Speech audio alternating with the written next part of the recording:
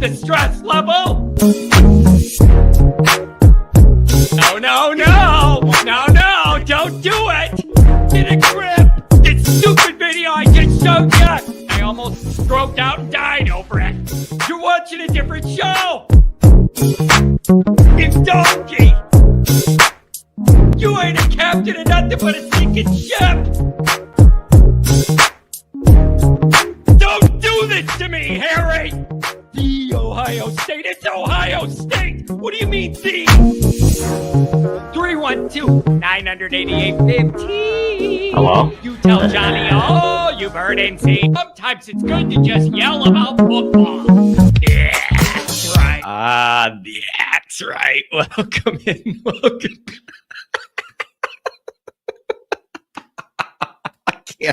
I can't help it. I can't.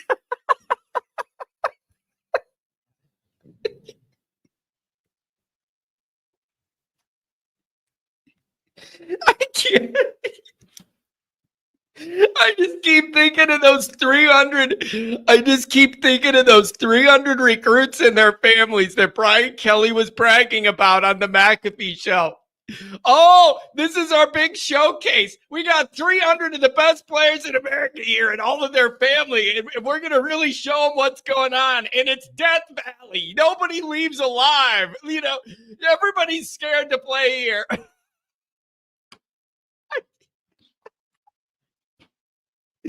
I'm telling you what, you guys. I'm telling you what. Am I being immature with this? Yes. Yes, I am. 100%. Yes, I am. You know, we're going to talk about Florida State. I got callers already. You're all coming up. We're going to talk about Florida State. And the ultimate result with Florida State is you got guys fired. Did you see they fired? I think they fired both coordinators. They fired a bunch of coaches and all this and whatever. So we ultimately broke, you know, we were the straw that broke the camel's back on that one. Their media is completely humiliated covering this team. That's a joy to see. I got to admit that game was boring after a while. This is one of the first times I admit, you guys, I literally got bored with the Notre Dame game, to change the channel and watch Kelly get his head caved in instead. It was way more entertaining. I'm not going to lie. I cover Notre Dame for a living. It was way more entertaining to watch that after you knew how our game was going to go. So we got people fired. Good job. Will says, I was at the game Saturday. First time in South Bend. A lot of fun mocking their stupid chop. Will, first off, I'm glad you made it to South Bend and got to experience all that for the first time. The mock chop, that's a very, very good touch. Listen, I'm the first guy that gives Notre Dame fans a hard time when I think it's wine and cheese or whatever, all that. The mock chop is really good stuff. I want to credit our fan base, one that I've gone after before for not being tough enough or, rowdy enough. That's really good stuff. That is really, really good stuff. The mock chop. Good job by the Notre Dame fans on that. Great job. And so I absolutely love that. Listen, you guys, Notre Dame's playing really, really good football. What are the numbers? I had it written out. 308-71, I believe, is Notre Dame's scoring advantage in this winning streak going back to week 3, starting with week 3. It's literally 308-71. There's only been one of those games in here that's even relatively close. I think it was Louisville. I don't even think any of the other ones have been particularly close. Notre Dame's playing really, really solid football right now, led by that defense. And I got to say, Riley Leonard's coming around, you guys. Goolsby was right when he said people are expecting too much of this offense early in the year with Riley Leonard out all spring and a new offense and a new O-line and a new receiver core and all this stuff. Don't expect it to be sharp right away. Goolsby was warning about that all summer. I didn't want to listen. I wanted it to just take off and all this. And sure enough, it's taken time, and now you're starting to see what it looks like when Riley Leonard's comfortable and running this offense. the passing game's just never going to look how we want it to look this year. So you got to figure out ways. You got to figure out ways to be efficient and effective with it where you can. But I just need to understand at this point, the passing game's not going to be what I want it to be. It's just not. So you're really going to have to, the rest of the way here through November and into whatever comes next, you're going to really have to lean in and pump up what you do really, really well. So that is everything to do with your defense, of pumping up what you do well, everything with your defense. And then on offense, you're going to have a power running game. And here's the kicker, the big X factor. I think I wrote an article about it. It's all blending in over the weekend. The X factor is Riley Leonard and his legs. You know, Notre Dame's made it into late season play and playoff situations with good defenses and a running game before. But the quarterback really wasn't a part of making the running game really, really dynamic in the way that Riley Leonard presents problems for these defenses. That's going to be a key, I think. And so this is getting really, really interesting, you guys. And it truly, truly is. It's a beautiful thing. Irish football pod, what's going on? Kelly failing at home and us winning by 45 plus is a dream scenario. Well, it certainly was for me. And I've been beefing with those people all weekend. I've been trolling their media all weekend. Notre Dame thing. I've been hitting every one of their YouTube channels, trolling every single one of them. They deserve it. They deserve it. I'm not listening to one person here. I'm not listening to one person here who says, John, you're being too much and immature with the LSU thing. Why are you trolling them? Grow up. You know, you're in the media. You should be above that. Screw that. I'm not. No. How about that? No. You know why? I'll tell you why. That LSU media contingent is so arrogant. They're so arrogant. They deserve every bit of this embarrassment and humiliation. Every single little bit of it, they all deserve 100%. Because when we honestly told them, you're going to have problems. You're going to have problems because you're going to start falling for the whole politician thing and all of his polished words and his fancy suits and what he tells you sounds good and everything. But on the field, it isn't going to match that. And you're not, and then you get sucked into this vortex of Kelly land and what he says doesn't match what he does, but he says it so smooth. You want to believe it. And the media gets wrapped into it and all this. And then we told them honestly, this is iffy. And to give a guy like that 10 years or whatever, you're gonna be stressing out. And this is not a guaranteed winning thing for you. And every one of these media people, the Whiskey and Wine Show, the AYS, Tiger Bait, all of them, they all said to us and to me, you're an idiot. You don't know football. You don't understand. This is the SEC. Everything's different. You don't understand real football, what it takes. You don't understand what it's like to be at a real program. And the problem's all Northern football and Notre Dame. And you couldn't possibly understand what it's like to be Southern football and LSU and the SEC and how different everything's going to be. And you're just mad that we stole your boyfriend and all of this stuff. They were so arrogant for so long about all this. They deserve every bit of it. They deserve every bit of it. I want them going to the Cheez-Its Bowl. I want them in the Duke's Mayo Bowl. I want them. I don't care. They all deserve every single bit of this embarrassment. And now what they're doing. So that's my problem with that media contingent was their arrogance to totally dismiss every legitimate worry and question about Brian Kelly and offensively say, you don't understand Southern football. Notre Dame's the total problem with this. And once you get that guy out of Notre Dame, it'll be straight to the top or whatever. It's offensive. And their arrogance, their SEC arrogance, their LSU arrogance, that air of we're better than all of you. We know football better than anyone. We're smarter than anybody. Our media is smarter than everybody. We understand big time football. They all deserve all of this. And now I got them. Now I got them in a bad spot, you guys. Oh, talk about Notre Dame. We'll get there.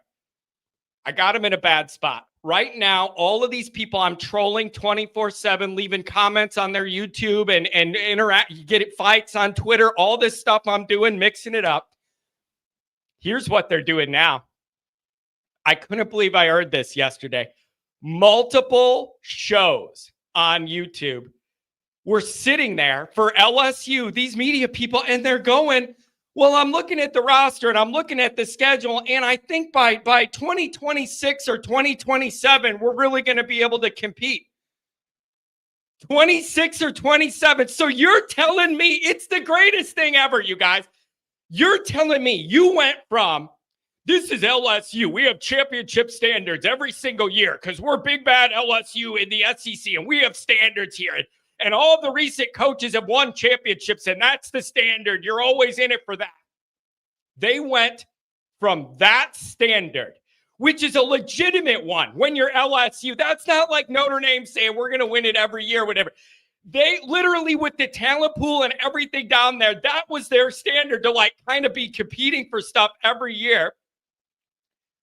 They've already gone down enough to where they're kicking the can down the road to 6 and 7 years of Brian Kelly down the road before they can expect real results. It's the most beautiful thing. It's the biggest irony win I could ever have in my life. It is just such a victory lap for me. They went from, oh, we compete every year because it's the LSU and we got a tiger on the side. We got a tiger down there. Whoa. And all this stuff. They went from title expectations year in to year out to kicking the can down the road on Kelly to 6 and 7 years. It's absolutely hilarious. I love every bit of it. And you know what it says to me? They're falling for the entire Brian Kelly bit. It's the funniest thing in the world. They are literally falling for all of it. They're falling for the Kelly thing. It's, you ever heard the analogy, you guys, of the frog in the boiling pot and you die a slow death because the frog's in the water and it's warm, but it gradually cooks you to where you don't even realize you're getting cooked because they gradually move the temperature up little by little and you don't register it, but before you know it, you're dead. That's kind of what's happening here. It's absolutely beautiful. They don't even realize that it only took 3 years and Kelly's lowering the bar and they're all going right along with it. They're going right along with it. So here's where it's great. Here's where it's great. I got this media contingent now backed into a corner. If there wasn't this Notre Dame dynamic where they've been saying Kelly's a genius and we don't know football and everything, they would all be saying this is unacceptable. Why, you can't be losing to Alabama at home. This is Death Valley, and in the third quarter, our home crowd is leaving early and everything. We can't have this. This is unacceptable. Kelly, what are you doing? The messaging's wrong. Whatever. You can't get guys to play. That would be the right message. But none of those guys are saying it. And you know why? They all know if they go on their YouTube channel and start questioning Brian Kelly, we win. So they are all backed into a corner right now where they don't know what to do. Because if they say what they really want, it's admitting we were right. And so they don't want to do it, but they really feel it. But I know how this goes. They're backed into a corner. So they can't say what they really want because it means we were right. So they're all frustrated getting boxed into this little corner. It's hilarious. It's beautiful. I love it. I can't get enough of it. Have fun at the Cheez-Its Bowl. Have fun at the Duke's Mayo Bowl. I don't care. And then I'm looking to next year, and I'm going to be the biggest Dabo Swinney Clemson fan of all time. That's who they play week 1, and I want Kelly to have 4 week 1 losses in 4 years at LSU. Go Dabo. I'll get myself a neon orange shirt for the day. Jay Carr. John does have a psych master's degree. He understands the human brain. Oh, I certainly do. I've been putting it in their minds. there's these channels for LSU that post individual questions in the post-game show to Kelly, and just it's like a 1.5 minute clip of him responding to and every one of them I'm writing, oh, there's a good politician speech one. You gonna fall for this one? Ooh, don't let him lower the bar on you here. You know what? The one I'm working on a video for this. Callers, I'm coming to you. I'm working on a video for this. Kelly went on this talk about we're not playing the standard of LSU after the game. You know, there's a standard at LSU and we're not reaching it. And it's about there's a standard of play at LSU and we're not reaching it. And the LSU people are going, see, at least he understands there's a standard here and he understands what went wrong. You can cut that up. He said the same thing in Notre Dame 100 times. He said the exact same thing in Notre Dame 100 times. There's a standard of play at Notre Dame, and we're not reaching it. It's hilarious. It's hilarious. It's amazing. They're all saying, oh, at least he understands there's a standard here. You could switch the color of his shirt, and he said the same thing about Notre Dame 100 times. The guy, forget this election we just had. Brian Kelly should be president. He's perfect. He's the ultimate politician BSer that never delivers but runs his mouth. Brian Kelly for president, 2028.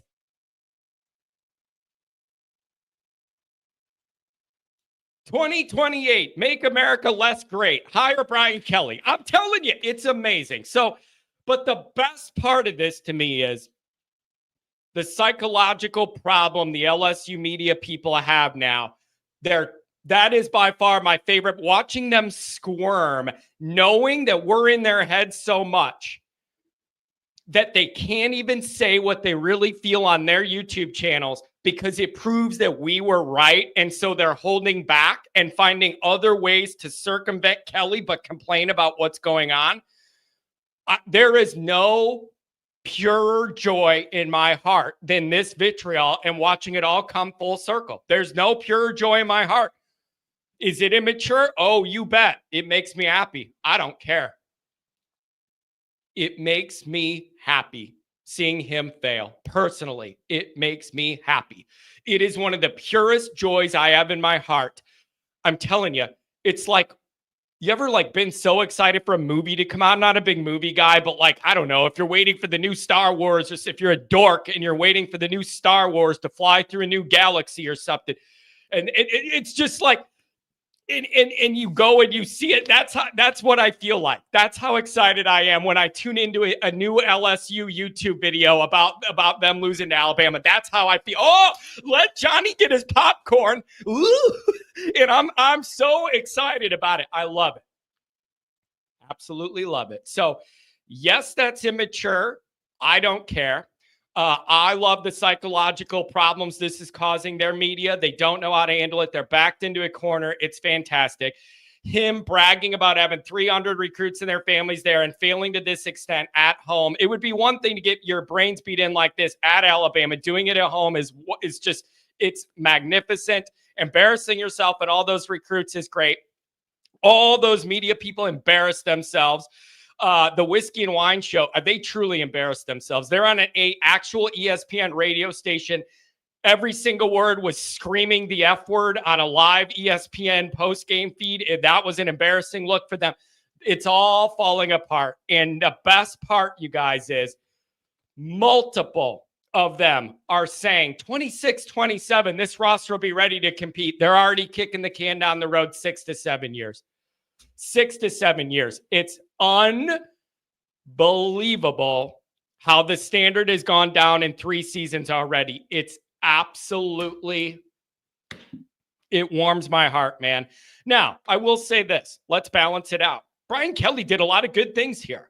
Brian Kelly inherited a nightmare. Brian Kelly did a lot of good things for Notre Dame, and I'm going to admit that.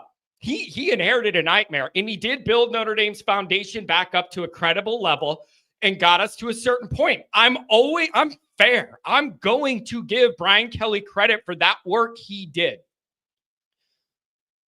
But all the other stuff and all the stuff that came after that, that's the issue. the attitude and the not recruiting and the way you talk to people and treat people, quiet quitting. It's one thing to quiet quit when you're a junior accountant at some high rise in Chicago and you just sit in your cubicle and do enough to barely get by and get your check. You could quiet quit when you're in some corporate environment like that. You can't quiet quit when you're recruiting for Notre Dame. And that's what the guy did. And so I can't get enough of this. And I just think it's absolutely, beautiful. Beefeater. I actually saved that clip. I might actually do some content off of that clip, Beefeater. I know exactly what you're talking about. The guy that was calling in the Florida State radio show. Yeah, I got that. I was going to do something with it too. And again, you guys, so that's the LSU part. But the other part is you totally broke Florida State. They fired a bunch of people. Like, you totally destroyed them. Crying belly. I cannot be more clear about this. Are we talking about this again? How many times have we heard this spiel? At least have a new angle on it. If you're going to crying, I'm going to do whatever I want to do for as long as I want to do it. And I do not give two craps what you think about it. I do not give two dumps what you want me to talk about. I don't care what you think or what you want. I'll do what I want. And if you don't like it, go watch an LSU show. If you don't like my program, go watch something else. And if you really don't like it, create your own channel and we'll all watch your genius takes. What do you got every day, Monday, Wednesday, Friday for 2 hours? Let's go. What do you got? I don't know who you think you are. Are you related to Brian Kelly or what? Because I'm not here to take direction from you. You don't run my show. I'll do whatever I want to do. And what I want to do is dance on Kelly's grave. You know why? Because it makes me feel good. Am I not entitled to feel good once in a while? It makes me happy. John, why do you got to be like this? It makes me happy. How about that? Like, what do you want? I can't be any more honest. Why are you doing all this? It makes me happy inside. How about that for an answer? He's making $60 million guaranteed. Yeah. Great for him, but another reason in the tally of why I'm making fun of LSU. That's great for Kelly. Oh boy. I'm just telling you. I know it's immature. I don't care. I admit I've been acting immaturely over the weekend. I don't care. That's what you're not understanding. All right, super chats, and then we'll get to the calls. $5 hour callers have coming to you. Cal-An Auto Parts, $5 hour. I spent the night watching the game at Neyland with my wife's family. Green does not mix with orange. Ooh, it certainly does not. It certainly does not. Happy Veterans Day. Thank you if you served. That certainly applies to everybody. And thank you very much. Thank you very much for defending our country. $5 hour from Hunter. I'm a new subscriber and absolutely love the content. I'm glad to see us putting the NIU game in the past and beating teams convincingly. Go Irish. Hunter, thanks for finding us. Thanks for joining us. Happy to have new people here. Thanks for the donation, buddy. Really appreciate that. $5 hour from Adam. John, take it easy on BK. 3 losses is the standard at LSU. 2026 is their year. He only has 39 scholarships. I'm telling you, man, it's amazing to see how this guy has managed to lower the once prestigious year in, year out standards of LSU football. It only took 3 years of propaganda, you guys. 3 solid years of propaganda is all it took, and he got into all their heads. And all the media guys are falling for it. They're not questioning it. They're falling for it. It's unbelievable. Multiple of their shows, I couldn't contain my laughter. 26, 27, they'll have things rounding into form. They're giving Brian Kelly 6 or 7 years to get it right. It's unbelievably offensive. $5 hour. John, BK just didn't lose. He got boat raced at home. He certainly did. It was really impressive for those recruits who wouldn't want to play there after seeing that. $5 hour. LSU fans were heading to the exit in the third quarter. You got to beat traffic. You got to beat traffic for when you turn on your swamp boat. What's that thing? What's that thing called down there? Like in the Everglades? With the fan? What is that boat called where you cruise on? There's alligators and it's a big fan and you just cruise down a swamp and there's alligators and stuff. Yeah. How long does it take you to get to the parking lot? Turn that on and right through the water there. Oh my God. $5 holler from Tom. Super sticker. Thanks, buddy. I appreciate it. $5 holler from the sauce. ND crushed Florida State. Brian Kelly embarrassed himself. And to top it all off, Michigan lost to the school I attend. Saturday was a great day. Here's the thing, you guys. And then callers, I'm coming to you. Callers, I'm coming to you. Here's the thing, man. Very, very few are the amount of weekends where Notre Dame has all the leverage to troll people. You get what I'm saying? There's weeks where Notre Dame like wins, but like there's not that much meat on the bone, or it's not that great of an opponent we beat. Right? And like, so you can only like talk your crap so much or whatever. Very, very few are the weekends where Notre Dame really has leverage to actually go out and troll people and puff out your chest and feel good about things and have some leverage. So I got to take advantage of that when I can. You know, it was 6 days when we beat A&M. I had to be happy and crow a little bit. And then we went down in the dumpster the next week. And then you got to build back up to what we're doing now, right? You got to embrace what you can when you can. And this is one of those rare weekends where you could truly flex a little bit and look around the country and laugh a little bit. I'm telling you, it's personal with me and Kelly. It's never going to change. I understand there's a large portion of Notre Dame fans that are over it. They don't want to think about it anymore. It's been 3 years. Let it go. It's personal to me, between me and Kelly and me and LSU's media, and it's never going to change. That's just the way it is. I never had anything against LSU football till their media started being so arrogant that none of us knew anything about football. And they knew everything and we were wrong and just jealous. It offended me so much that they would not accept any of this stuff. And now they're figuring it out. By personal, you mean mainly just you. I don't know what that means. Brian Kelly's burner has come at me personally. Brian Kelly does not like me. From people in the building when he was at Notre Dame. They were talking crap about me. I know that I got in that guy's head and it makes my life complete. You don't have to believe that, crying. I can't be more clear. I don't care what you think. Like, I'm not trying to convince you of anything. I know for a fact Brian Kelly personally doesn't like me. I don't need to convince you of that. I know that. You think I would make that up? That's a weird thing to make up, that Notre Dame's head coach would go out of his way to disparage a YouTuber in his basement. Why would I make that up? That's weird. $2 holler. Winning is hard, John. Cut BK some slack. Oh, man. All right. I want to bring up one thing, and then I'm going to the calls. Here's what I'm going to bring up. Notre Dame's moving up these rankings. And we're going to find out, Tuesday exactly where this level is going to be. Is Notre Dame ending up in a position where they're going to end up in a hosting seed and you're going to get Georgia or Alabama in round one? Is that where this is headed? You got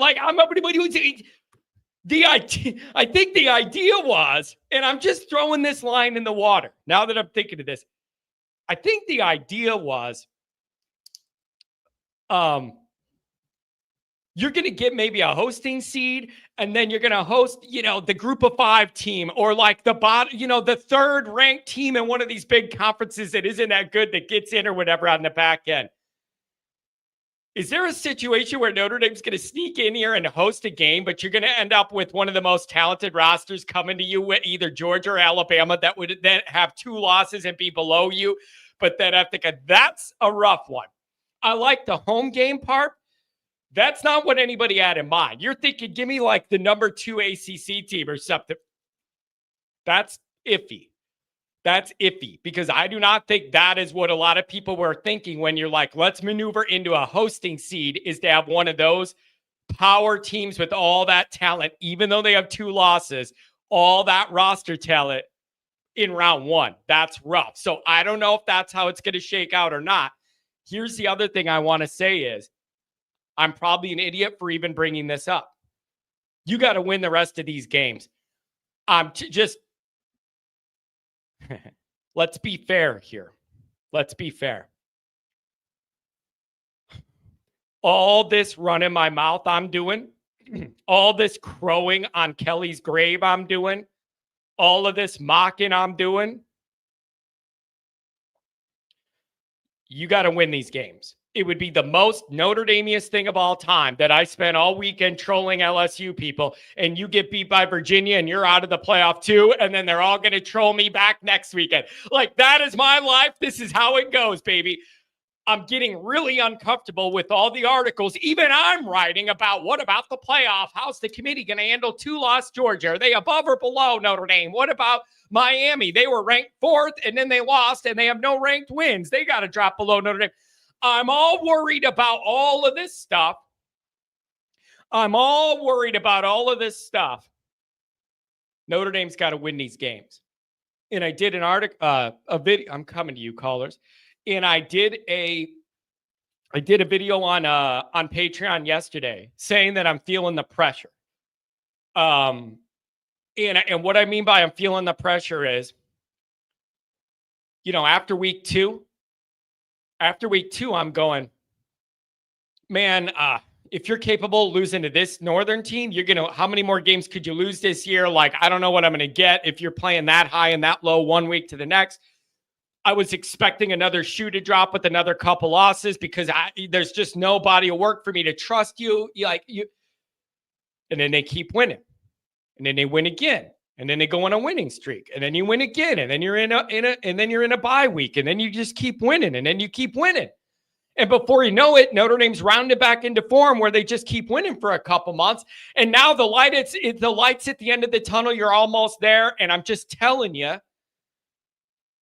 You can't drop the ball now. You have come too far. You have fought too hard to come back from that week 2 nightmare to lose one of these stupid games now. And I'm feeling that pressure, and I hope the team's not. And I hope they are just in a tunnel of confidence right now. And Freeman seems like he's way more confident as the head guy than he has been. And the winning is contagious. And now this team's default is just to win. And you play in another week and you win. And you play in another week and you win. Okay? I'm feeling the pressure of this. There is light at the end of the tunnel. It would be an amazing comeback if Notre Dame could run this table from week 2 on. Now that we're this close, I'm starting to feel the pressure of that. I am starting to feel the legitimate pressure of that. And I truly hope Notre Dame has their eye on the prize. You're going to be favored in all these games. I'm a little annoyed with the Virginia thing. I just keep hearing trap game. And I'm looking at them with 4 or 5 losses. I'm like, and I know there's little things that are like a bad matchup for Notre Dame. People are talking about it, whatever. They got 4 losses. Why am I supposed to be scared of Virginia? And again, you could say, why would you be scared of Northern Illinois? You wouldn't be, but you lost. So I get it, but I'm just saying, how scared am I supposed to be of a 4-loss team coming into Notre Dame Stadium? Exactly. I'm not trying to build this up. Joe M says, you feel pressure for everything. Ain't that the truth, Joe? I could build it out in my mind. You could. Oh, God. What a beautiful thing. Trap game is a code for I'm nervous. I understand they're like a decent team or whatever, but why? I'm a little turned off by the Notre Dame people. I don't know about this one. I'm kind of scared. They're a 4-loss team. How scared are you of a 4-loss Virginia team? And if you are, I'm asking, what are you doing? Sly Fox, we're smoking Virginia Slims, bro. There ain't nothing like those Virginia Slims. And you know what else? It's a certain type of woman that smokes them too. And I know smoking's kind of gone away and it's vaping now and everything. But like in the early 90s, there's a certain type of woman that rocks the Virginia Slims. You know what I'm saying? And I can't even really define exactly what it is, but there was a certain type of woman that smoked the skinny ones. You know what I'm talking about? Nikki Dean loves to be heard and see. Virginia's not that bad. I understand it, but they got 4 losses, so they're not that good either.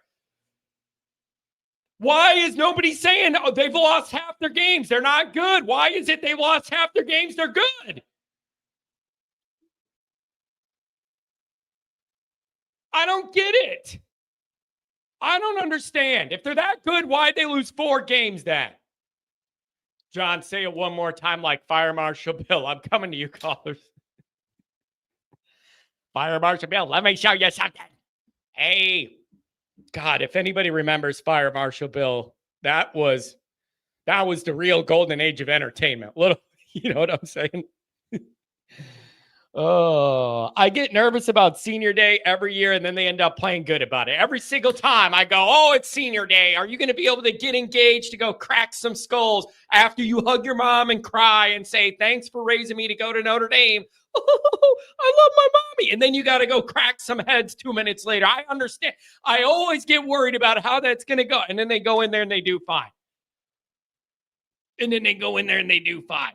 I'm just saying people keep telling me I should be all worried about the Virginia. I have a healthy respect for any opponent coming into Notre Dame Stadium after what happened to Northern. But you got it. If you're that scared, tell me how they lost 4 games then. Son of a buck. 240. If you're on hold, I'm coming to you. 240. Welcome to the show. Happy Monday.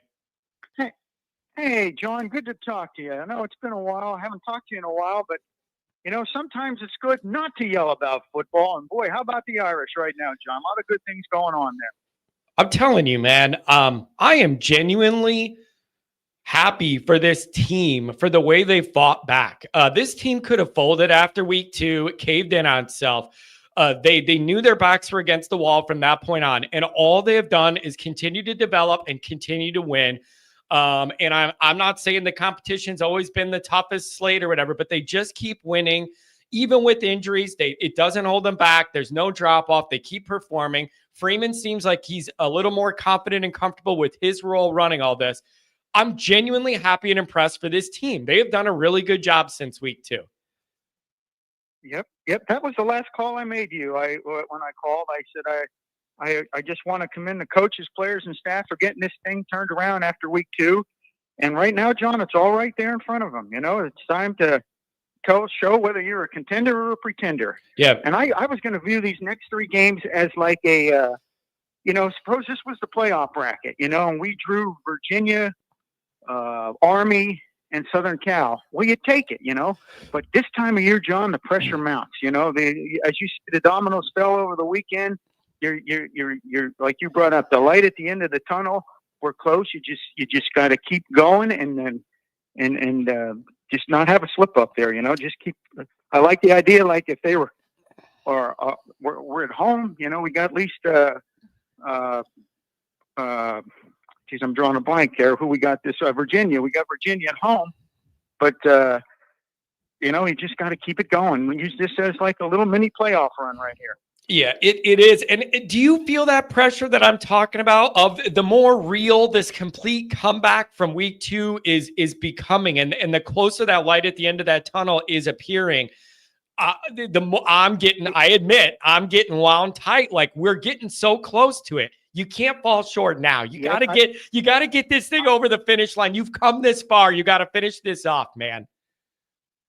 Yeah, you think of where we were week 2 and where we are now. I mean, everybody was writing Freeman off, getting rid of him. And I told my wife even before the games began this weekend, I said, now the pressure starts. These like Miami had all them close calls throughout the year, but this one finally got him. I know it's just right there. And going back to Holt's years, I remember him saying this is like the seniors going to be their last home game there this week, and he always said this was a tough motive. So I mean, I don't know what the track record is what we do on senior day, but he said he'd look around the room trying to motivate these kids for the game, and they were crying. You know what I mean? Goolsby maybe would know that a little bit better. It's tough. But he says, you're looking around, it's an emotional game for these kids. You know, that's their last time running out on the field. I always bring it up. To motivate them. I always bring it up, but we play pretty well in these games. Like, I always bring that up as something I'm concerned about. And but they end up playing pretty well. And I want to have a healthy respect for this team. But, like, there's a limit of how concerned I am when you have 4 losses or whatever they have. Like, I want to have a healthy level of concern. But here's the other thing, though, man. Notre Dame's defense is really, really good. And the updated statistics show, I was writing about this yesterday. The updated statistics show they are top 5 or top 10 in nearly every single defensive football category that matters on a football field. If they are not top 5, they are in the top 10. They are playing terrific football. And the thing is, man, that travels. That plays in cold weather. That plays at home. That plays on the road. A good defense week in, week out. You know what? That isn't as up and down as your offense is. It's hard to pass the ball one day or your quarterback's off with his touch or whatever. No. When you have a good defense, it comes to play every single week. And that is the thing I'm most confident in to finish out these remaining 3 games. Yeah, you're exactly right there. And I remember, like, we were talking about, like you were saying, this can't happen for Freeman. Year 3, week 1, you know, happened before. This is year 3. And when year 3 in the Golden defense, and look at, I love continuity, John, and that's why I was glad Golden's here. Look at year 3 of the defense and year 3 of Freeman, which has gotten better. And the only thing, the question mark I had going in, it was year 3, week 1 at Denbrock. Can you imagine if it was year 3 of Denbrock's offensive system there?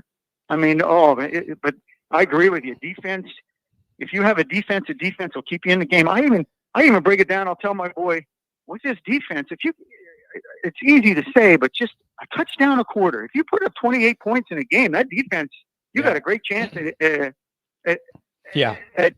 do well. You know? It is 11. It's 11 and change is what the Notre Dame defense has given up. 11 and change.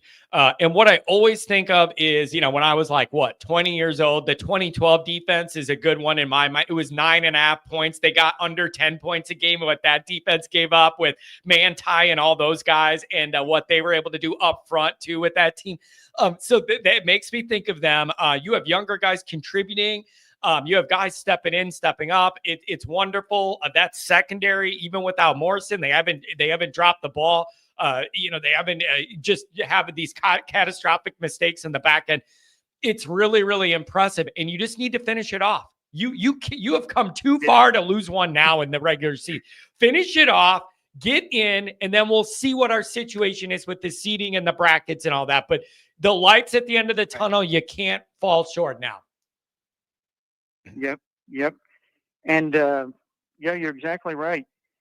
What was I going to say? There's some, and like some people, like, like you're worried about like who we're going to get and who we're going to draw. Like I said, that'll take care of itself. But I've heard some people say in the past that, I'd rather Notre Dame not go in there and get beat again, just go to the bowl game. You know, John, I want us there. I want us to get there. If nothing else, when we lost to Ohio State last year, I like to play the big boys to see how much we're closing the gap, you know? Yeah. I know under Kelly we go in there and get our, you know, but if you don't get in there, if you go to that lesser bowl and win and not make it and think, all right, we're coming. But wait. Here's the philosophical problem I have with this is that argument made a lot more sense in a 4-team playoff.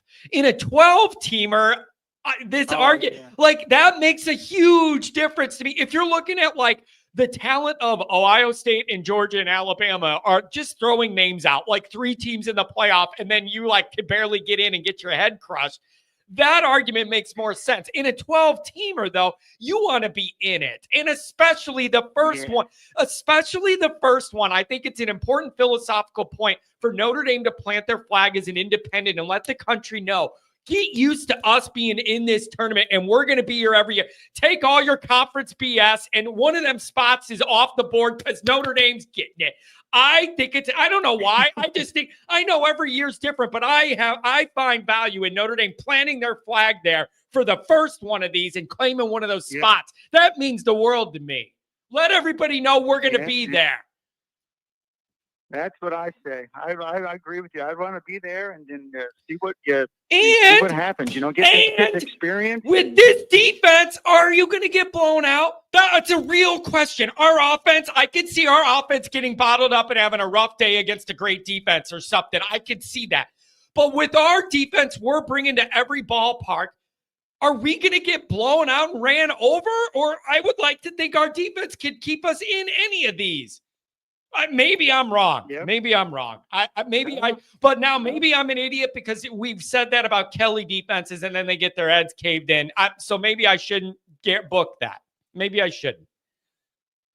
Yeah. Well, you can have a bad day. And sometimes, like you say, defense travels. And I always say, when like week one, when I'm looking at them, defense wins championships. If the defense can keep you in a game, you got a chance to win. I mean, look at 11, like you're saying, 11 points. That's 2 touchdowns is all you need to win a game if the defense can hold the team though. Yeah. But all things going good there. Go ahead, Joe. Nope, you go ahead. I'm in a good mood, man. Notre Dame's trending up here. Listen, you're right where you want to be. If anybody told you would be in that, if anybody told any Notre Dame fan, not the record, not who we would win or lose to, but if you were told as a Notre Dame fan, you're going to be in the second bye, the final off week of the year with a month left of games, and you're in total control of your own situation. And if you win all your games, you're in the playoff. Would you take that? We would have all said yes. This is the exact position we wanted to be in. Ignore Northern Illinois. If I didn't tell you the record or who it was to, but just the concept that you control your own destiny with 4 games left, like we would all take it. You're in the final home stretch. Finish it off. Damn it. Yeah. Yep, I agree. And like I said, it's all right in front of them. You don't need help. This team to win, that team to win, or that. You win and you're in, and then go from there. But even like I listen to you, I won't take up too much of your line, but I listened to you a little bit Saturday night. My brother called me during the game and saying how good they look, and even it's hard to get upset over a 52-3 win. But I didn't think there was a. I mean, I know I'm being nitpicky here, but I didn't seem that way. I guess the good teams make it look easy, but there was some room there even to hopefully the one thing, if I had to really critique, I know we got Jeter back, but points are going to be a premium now. I mean, when you get a field goal chance, you've got to get that field goal thing because it's a good point. Points didn't hurt us that didn't hurt us that game. It's a good point. But when you make the playoff and get down the road here, you got to get those 3 points when they're called upon. Yeah, so I'll give him a pass versus getting hurt there and coming back. You're right. And you know what? Corrected. I think I'm going to agree with you. And I realize it is so nitpicky and it kind of makes us sound like jerks. Yeah. I'm going to admit, after the first offensive drive, he went down and scored. I felt like Notre Dame was a little sluggish and not that sharp and I felt like they were knocking the rust off of the 2 weeks they were off, kind of throwing them out of their game routine. I felt some of that. And my point is, if you could beat the hell out of a hated rival by this much when I don't even feel like you played your A game, you're a really good team. I don't even think we played our A game. I don't even think we played our A game, and you destroyed not a no-name, no-brand team. You destroyed the Seminoles. Good job. Good job. That's exactly how to put it. I didn't know how to phrase that without being nitpicky, but I don't think we played our A game. That's exactly the way to put it. Yep. We still won 52. Yeah, and I always listen. I've always talked about this, particularly with the SEC teams, where like the Georgia title teams would have a couple games a year where it's like a road SEC game against a team with way less talent, but they're real fighty and they keep scratching and clawing. But then they have enough talent that they can make a few plays and end up winning without even, stressing themselves. That's how you're starting to build margin as a good team, when you don't have to play a really great game and you can win by a lot. That's how you're starting to really turn a corner. Yeah. Well, John, it's good to talk to you. I had a day off there, and I thought I'd make sure I give you a call today. But I'll tell you, we're trending in the right direction. I'm proud of the way they got this season turned around, and just can't take anything lightly. It's like it's all right there in front of us, and let's go get another one this weekend. There you go, man. That's all you could do. Thanks for the call and the crystal clear phone line. Really makes my life easier. Thanks a lot, man. I appreciate it. Crystal clear phone line. Saturday night, I swear everybody was calling me from a mine shaft. What are you talking about? I don't understand. They're talking to me. It sounded like they were in outer space or in a mine shaft or something. What is going on? I was going to call. Son of a buck. I heard you say that Saturday. You ought to see where I'm standing. You got me scared because I'm out in the rural section, and I'm standing in the corner of my house in the garage where I'm picking the signals the best because I heard you always say, I always mean to ask you when I call, how's my phone line? Well, it's crystal clear. It sounds like you're right next door or in the next room. Oh, Saturday night, every person, brought that up. every single person. I hang up from you. No, it's beautiful. Every time I hang up from you. Okay. Well, hey, John, have a great week. Have a good one, man. I love this stupid show so much. I'm serious. Every next call Saturday night, I felt like they were in another galaxy. What are you talking? Every single one. It was this. Oh, John, the whole time. What do you mean?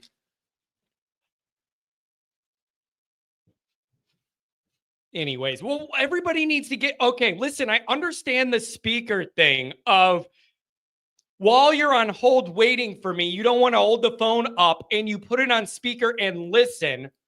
I understand that. But once you're on the air and it's your turn, take it off speaker and talk to me so everybody can hear you.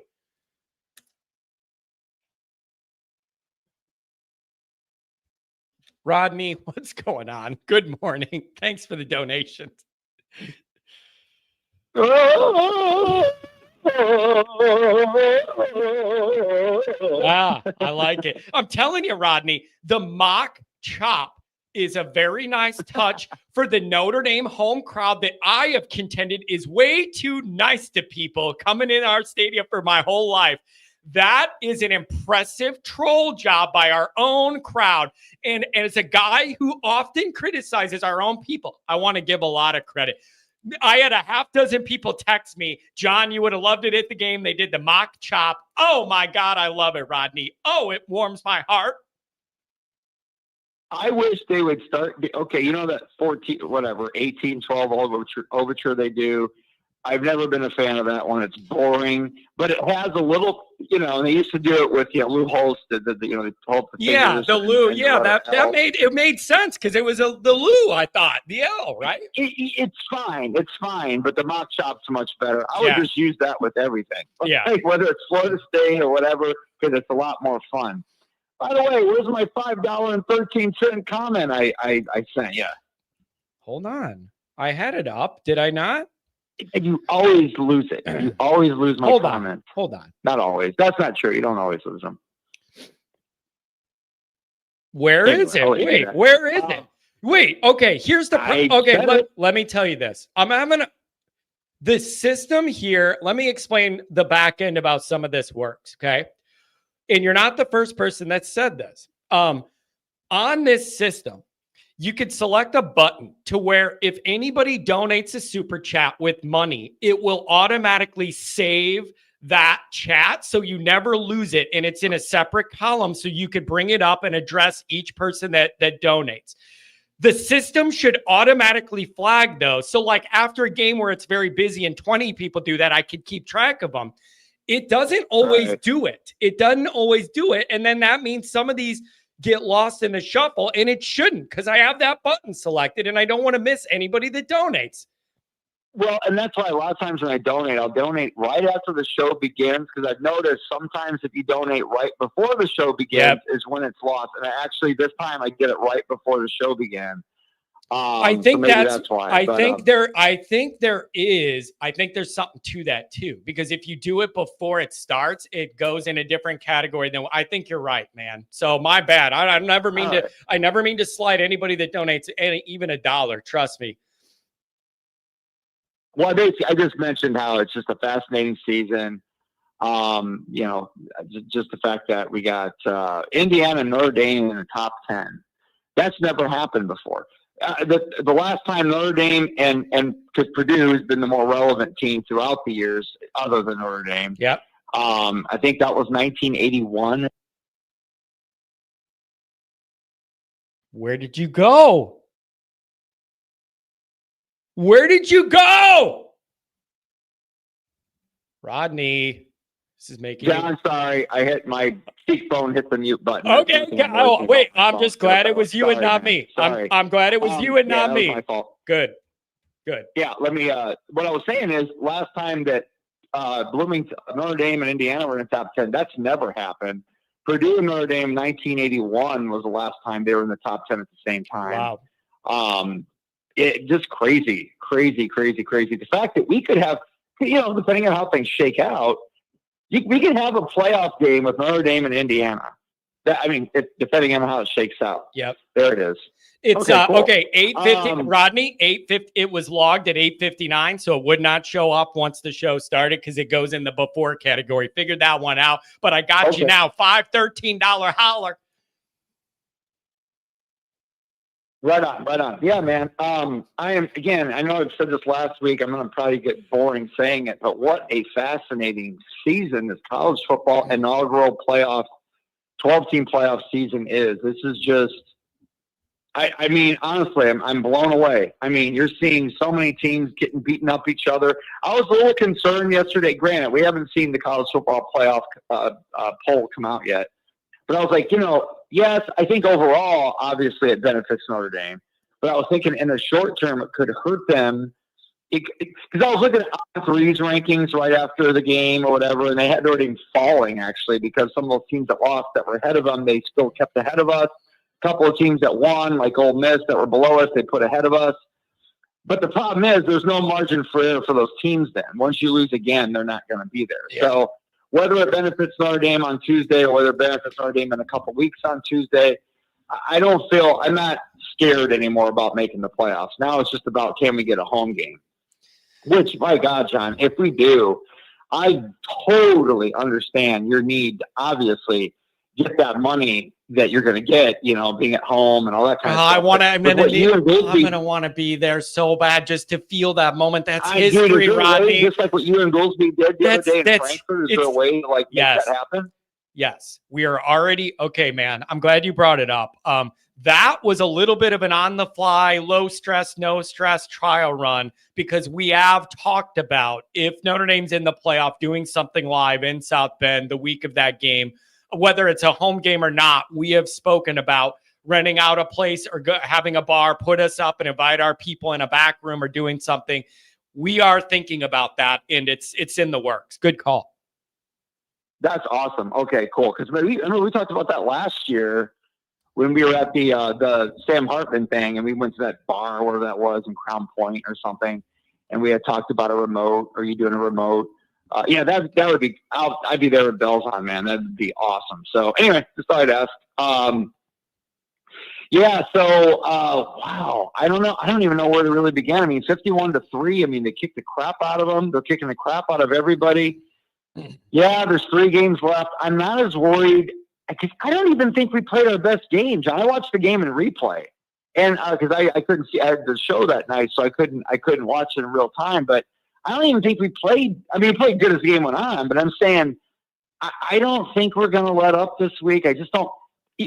For whatever reason, man, Notre Dame plays better under Freeman when pressure's on, and now the pressure's starting to come on because we got 3 games left, and we've got to win out. Obviously, is there still a chance we could lose a squeaker? I'm just saying. I'm not trying to bring on gloom and doom here. I'll knock on woods right here, but.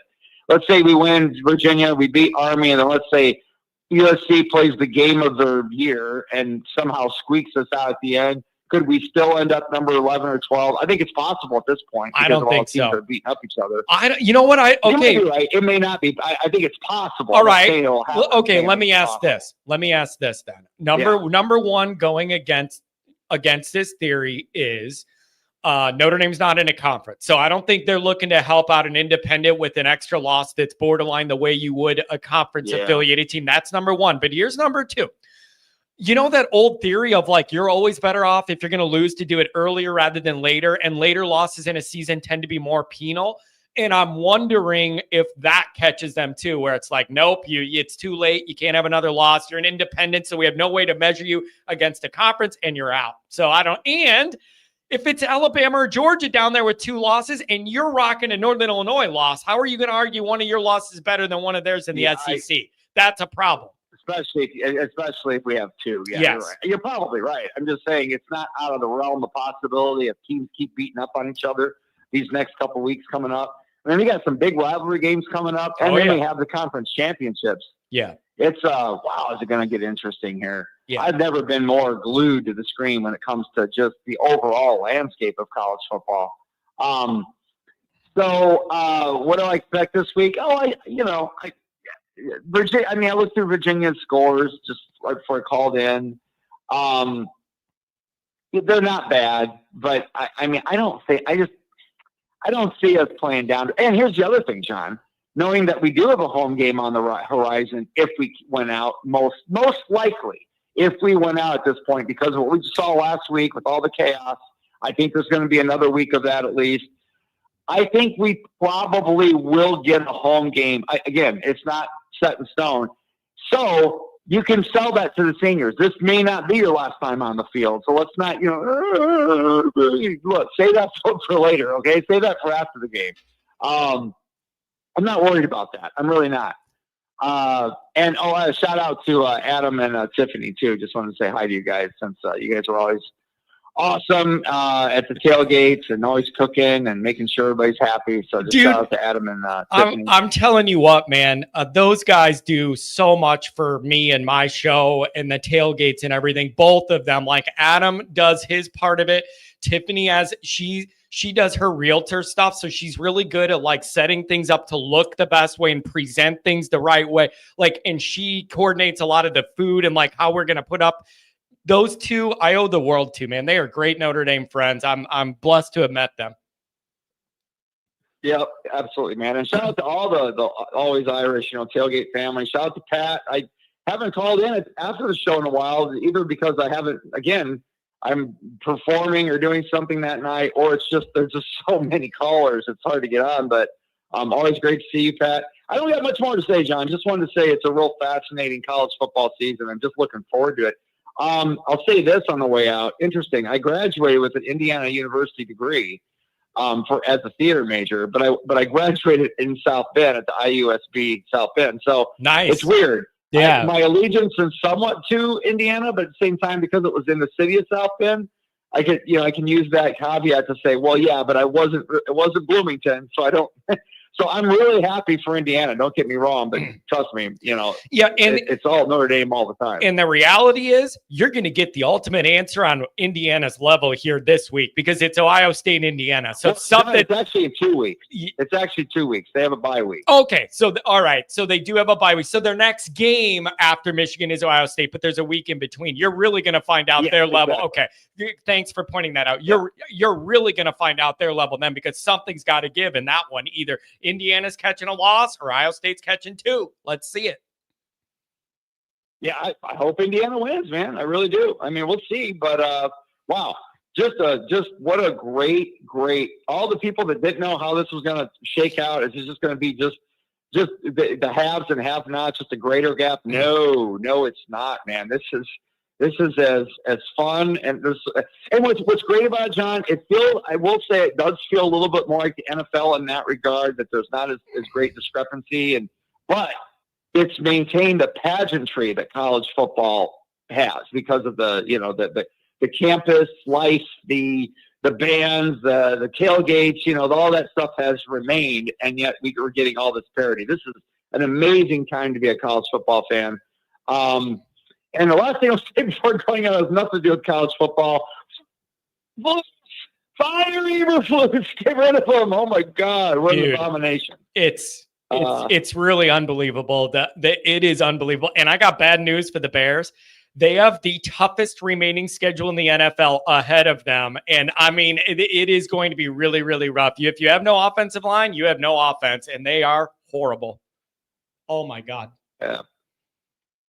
Oh, well, boo-hoo. Yeah. Just keep winning, Notre Dame. Just keep winning, man. You're looking great. I love what – and I'll say that going out. Man, this team just keeps improving. And at this point now, we were all like, oh, playoff contenders, but maybe not national title contender this year. I'm not sold on that.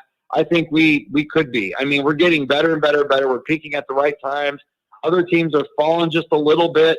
I think Oregon – right now, there's no question Oregon deserves to be number one. They are the most consistent team on both sides of the ball. But other than that, man, right now it's wide open. Yep. It's man, it's really, really interesting. You got to finish it off. That is my main thought. You are close to the end of this. You're almost pulled this incredible feat off. And you can't fall off now, man. Hey, Rodney, thanks a lot for the call, man. And good luck with the play. Good luck with the band, all that. All right, man. Take care, John. I love you, brother. Have a good one. Take care. Man, the phone lines are so much better than they were Saturday. And nobody's calling from outer space. Oh, boy. UVA 3-1 on the road. If we cover -23, I'm impressed. We got Chris Tyree. Oh, yeah, I forgot about that, Jay. Thanks for bringing that up. You're going to make sure you guard him.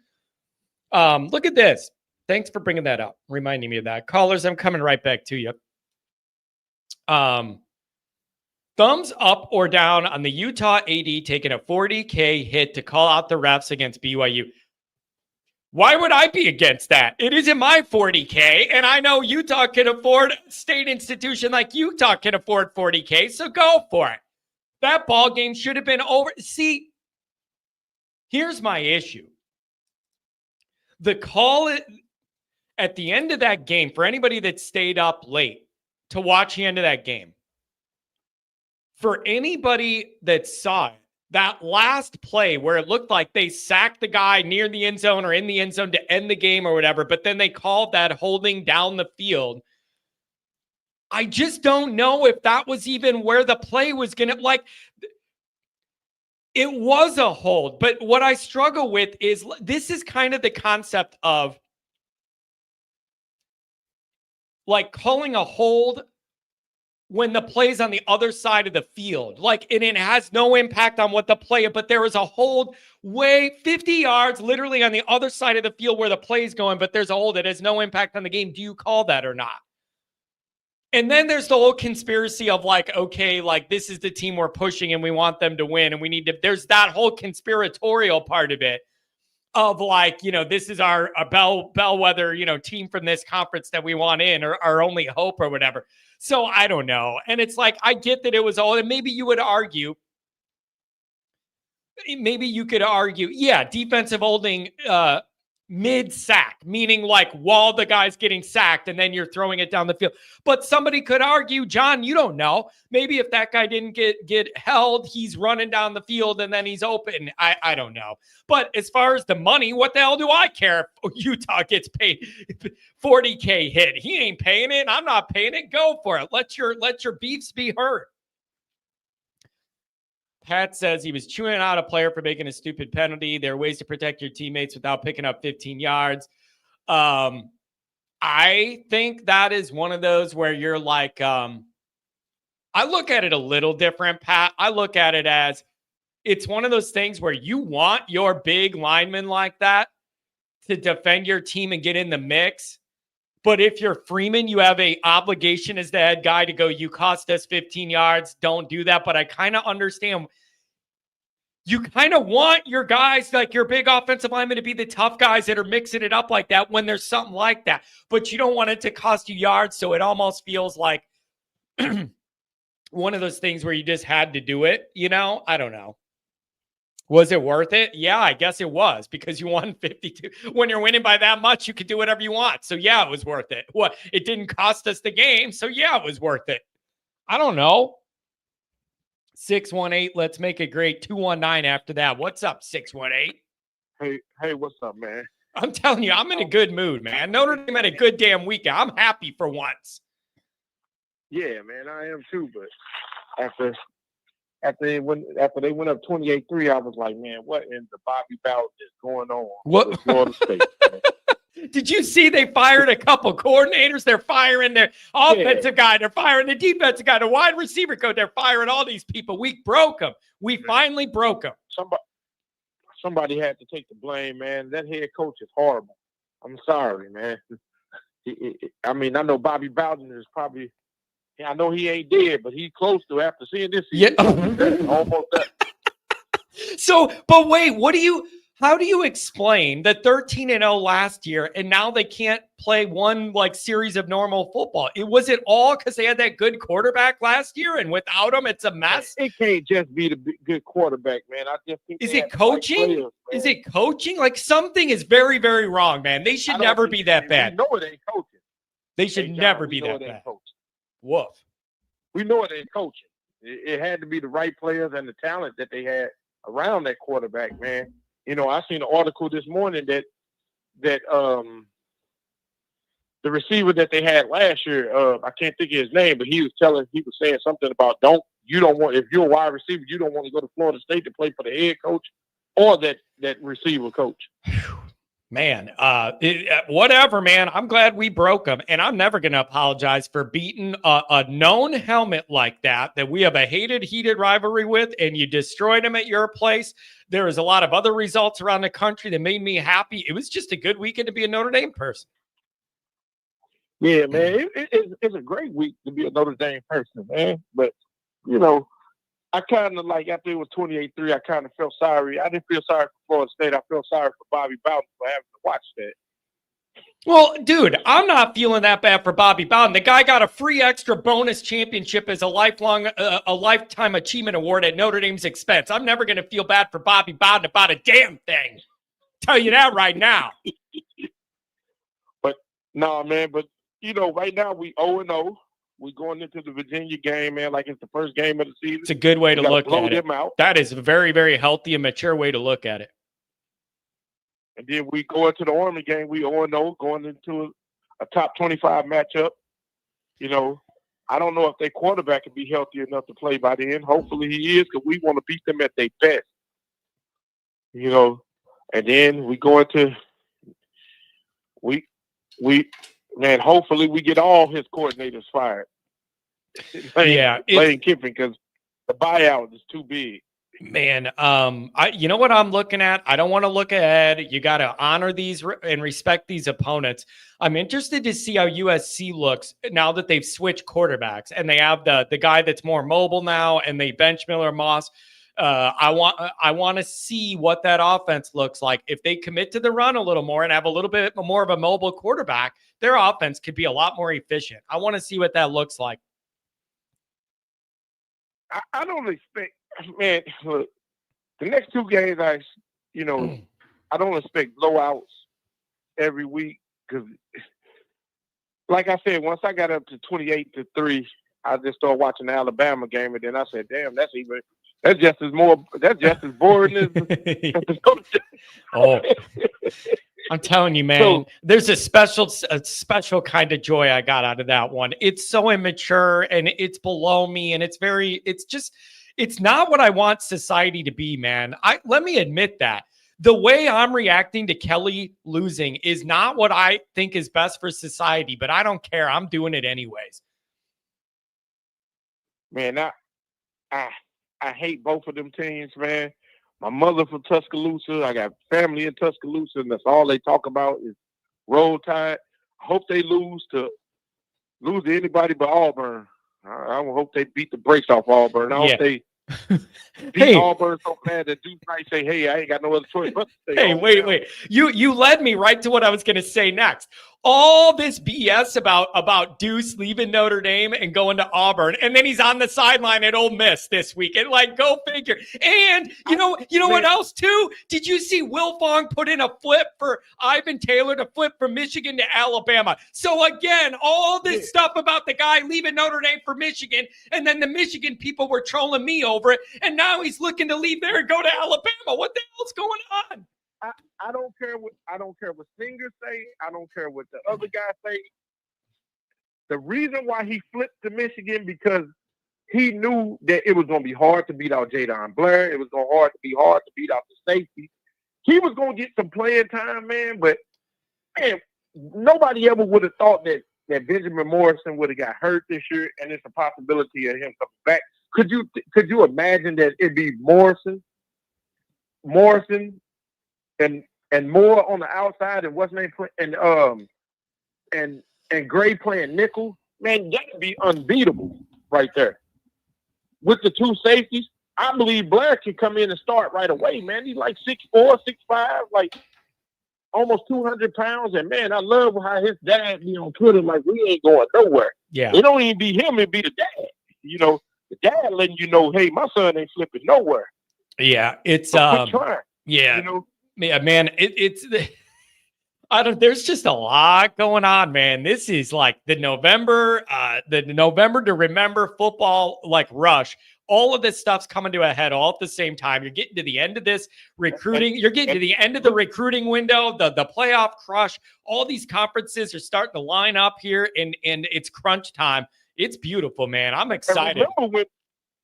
Remember when Meadows picked LSU? It was Deuce Knight, the first person to go on, like, throw the Irish emojis and saying that, like, man, look, this is not over.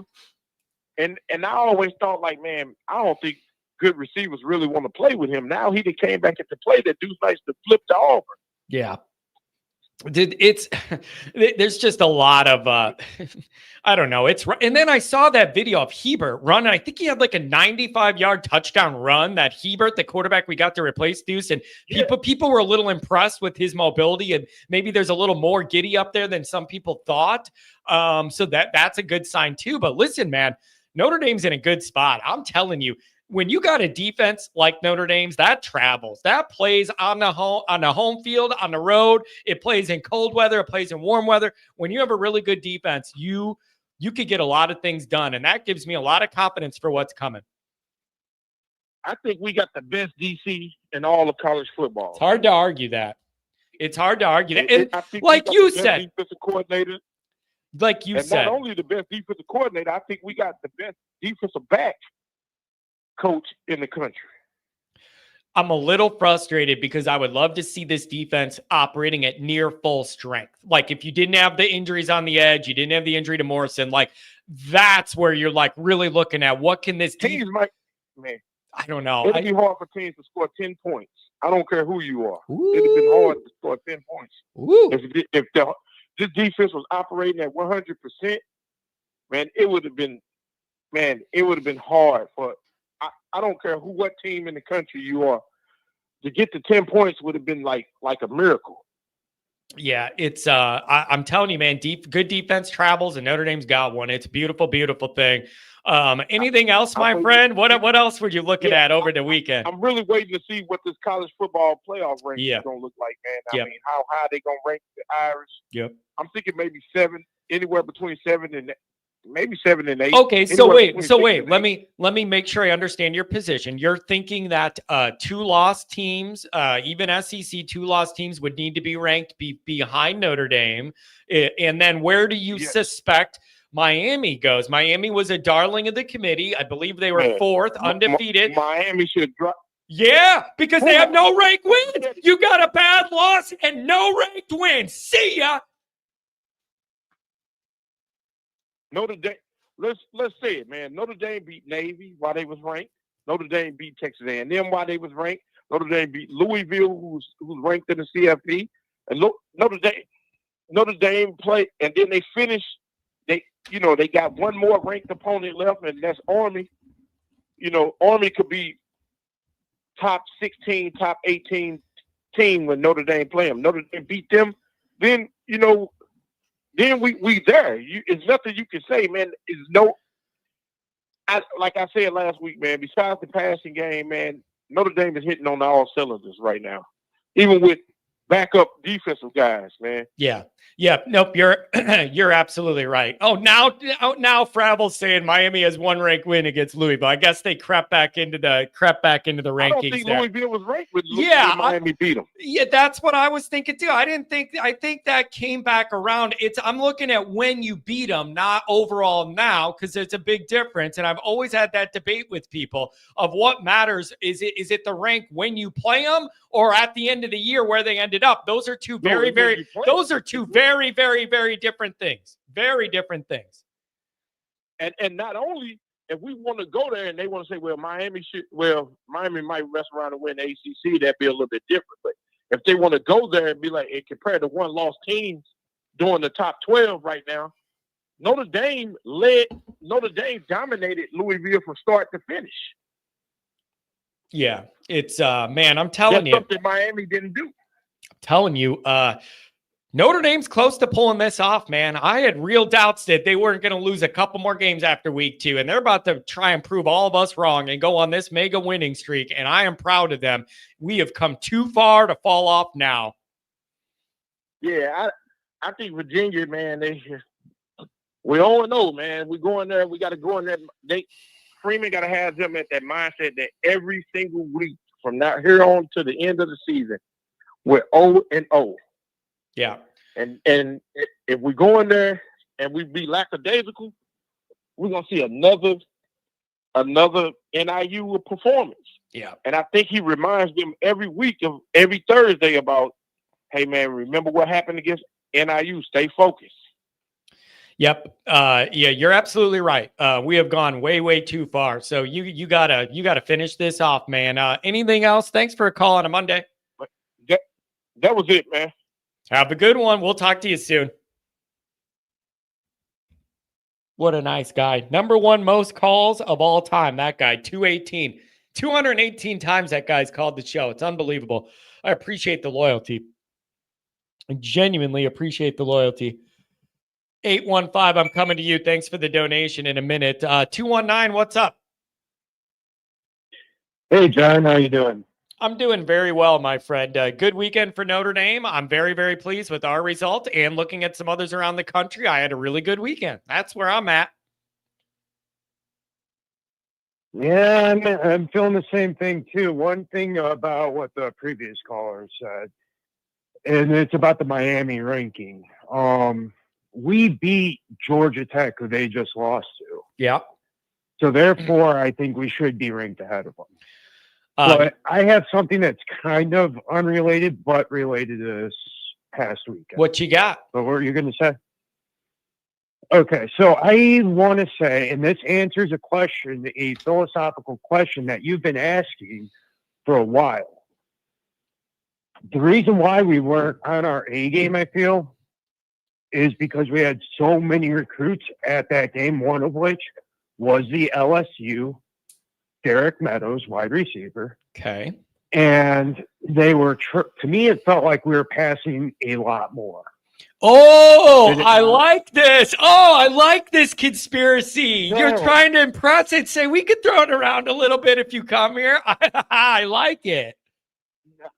Not only that, it shows them, even if we can't throw it all that effectively, it shows that we're trying to change the offense rather than just targeting the tight end or running back. By the way, right? time out. By the way, I really like them trying to get Evans back in the mix. Got the touchdown pass, and they got him involved in the passing game a little bit more than he's been this year. If he's getting healthy, that should be a good weapon on the back part of this schedule. Now, if he's healthy, it could be a key contributor. Again, that's a big, big deal. I like your conspiracy here, although you don't think they're watching the games. Is that your angle? Like, if you see it on TV, it's different than when he's there watching it, and so you wanted to show that? I think it's a little bit of both. Yeah. I think it's a little bit of both. Yeah, you could see it on TV, but being in person is a little different, you know? Yeah, I like that. Now, listen, man, I am so burnt out on living and dying with Notre Dame recruiting, only to have us left at the altar 50 times in my life. I refuse to get emotionally tied to these guys anymore till the facts, if they still do a fax, whatever it is the sheet is signed. What's the rumor? After the big recruiting weekend and you piled it on and did a night game at Notre Dame, are we going to get anybody or flip anybody? What's the deal? I don't know, but this does answer your chicken or the egg theory, or it's a way around the chicken or the egg theory. You know, you always ask that question before, what do you do to get the recruits? Or what do you do to become elite? Do you need the elite wins? Yeah. You know, the big game wins? And then they come. Or do you need the big recruits to win those big games? Yep. This is a way around that, especially at the wide receiver position. because, we've all talked about it this entire time is we don't have the wide receivers. We don't have the wide receivers. We don't have the wide receivers. Why would any wide receiver, elite wide receiver, want to come to Notre Dame? We've been complaining about this since probably even before Kelly took over. Kelly did nothing to address the situation, and we're at where we're at now. To me, this is Freeman trying to change that around, actively trying to change that around by throwing the ball more, especially when there's more recruits there. Man, I'm telling you, that's bold. Meadows. That is bold. Okay. Let me throw another theory at you, because I think that I get where you're going with, but it does sound a little bit like we're pushing it. Here's another theory. Maybe they just knew Florida State sucks and you could try and do whatever you wanted and you were going to win anyways. So if you want to throw it around and it doesn't work, it isn't going to cost you the game. Maybe they just felt like they had the flexibility to do that. I will say this, though. It's really important if you're going to have a huge recruiting weekend and a night game and blow this all up, that you perform well in that football game. And I'm going to give Notre Dame credit for doing that. Unlike our friend down in Louisiana who had 300 people there and then embarrassed himself on the biggest stage in America. So just want to throw that out there. Oh, yeah. One other thing I want to say, too, is one other point I want to bring up. What would you define a blowout win or a blowout loss? What would that score differential be? Don't you think no, 2 touchdowns isn't a blowout. I think I would categorize a blowout as like 4 touchdowns is getting to where I'm like, maybe 3 to 4 score, 24 points or more. Like I'm thinking 3 or more score, 3.5 scores. My initial reaction was like 4 touchdowns, stuff for like a blowout. Even 21 or more, I don't know if that's a total blowout, depending on how it looks. Somewhere in that region. Okay, so what I want to ask, and I haven't counted or looked this up yet. How many? Now that we have that defined, how many blowout losses or wins? How many blowout wins did Kelly have at this point, or at any 3-year stretch at Notre Dame? It's a really, really good question. That is a really, really good question. Freeman, it's a good question. Even in Freeman's first year, he had, I want to say, we've had more blowout wins. Granted, it was against minor teams, but how many times did we march it down, the ball down the field on the first drive, score a touchdown, or have it, or fumble on the 1 and have it returned to a fumble 6, USF. It's a very, very good point. And I knew exactly what you were referencing. That's how sick this is. I knew exactly. I'm picturing that play in my head, how horrible it was. You are right. It's a really good point. And you know what? That builds the mentality and shapes the mentality of your ball club when you're kicking the crap out of somebody. Even if it's a lower level team, there's a different level of confidence that kicks in for the group. When you beat the crap out of people, it makes you feel like you have the power to beat anybody. It's a part of growing up as a team and maturing as a program. Good point by you. Yeah. He's blowing these teams out, and you could say, okay, well, you're supposed to. Well, what did we do under Kelly? You might get 1 or 2 games a season at most. It would always be a tight game, 10-point, 14-point game all the way to the end. Yeah. And now it's like we're showing our depth. We're getting our younger players, which helps with future development. Yes. It's all coming full swing. And you are not imagining this. I've mentioned this statistic before because I think it's impressive. Through the month of October, Notre Dame had the #1 point differential of any team in the country as far as how much we were winning our games by and what that average margin was. Notre Dame was #1 by far. And interestingly enough, Army was #2. So I think that's a very interesting and relevant statistic given where we're currently positioned. Oh, yeah, and then Army's supposed to kick the crap out of us, but as soon as we beat them, that's yeah, exactly. That's the way it's going to go. So, hey, man, you got anything else? I really like you're making me think a little different about things. You're bringing up good points on a Monday. I love it. I have one more thing, and I'll make it quick. And it was when A&M took down LSU. Preseason, A&M was supposed to slaughter Notre Dame, right? Notre Dame's going to get blown out 56-0. It's SEC. You don't know ball. It just means more. We beat them by 10 at A&M with a plethora of injuries. I've had A&M fans say that win doesn't count because it was game one. And then you have... How does that make any sense? How does that make any sense? Whether it's game 12 or game 1. Because it was game one. It was game one. They said this after LSU. Okay. They didn't have their... the different quarterback. Yeah, I'm sorry. That's not the way this works. That's not the way this works. It was still the same year. We had a plethora of injuries, So you're one guy compared to, our true freshman offensive line with a combined total of 2 starts. Now, after we beat them, it was, A&M's going to be a 6-6 team. They're going to be a 6-6 team. LSU happens. What was the storyline? A&M, they would beat Notre Dame on a neutral site. You couldn't even beat them at home. You couldn't even have it be a 1-score game at home. Then they lose again. And then they're back to sucking. Yeah. Which is it? I mean, that is the most Notre Dame mental gymnastics thing. And I want you to write this down or remember this, what I'm about to say.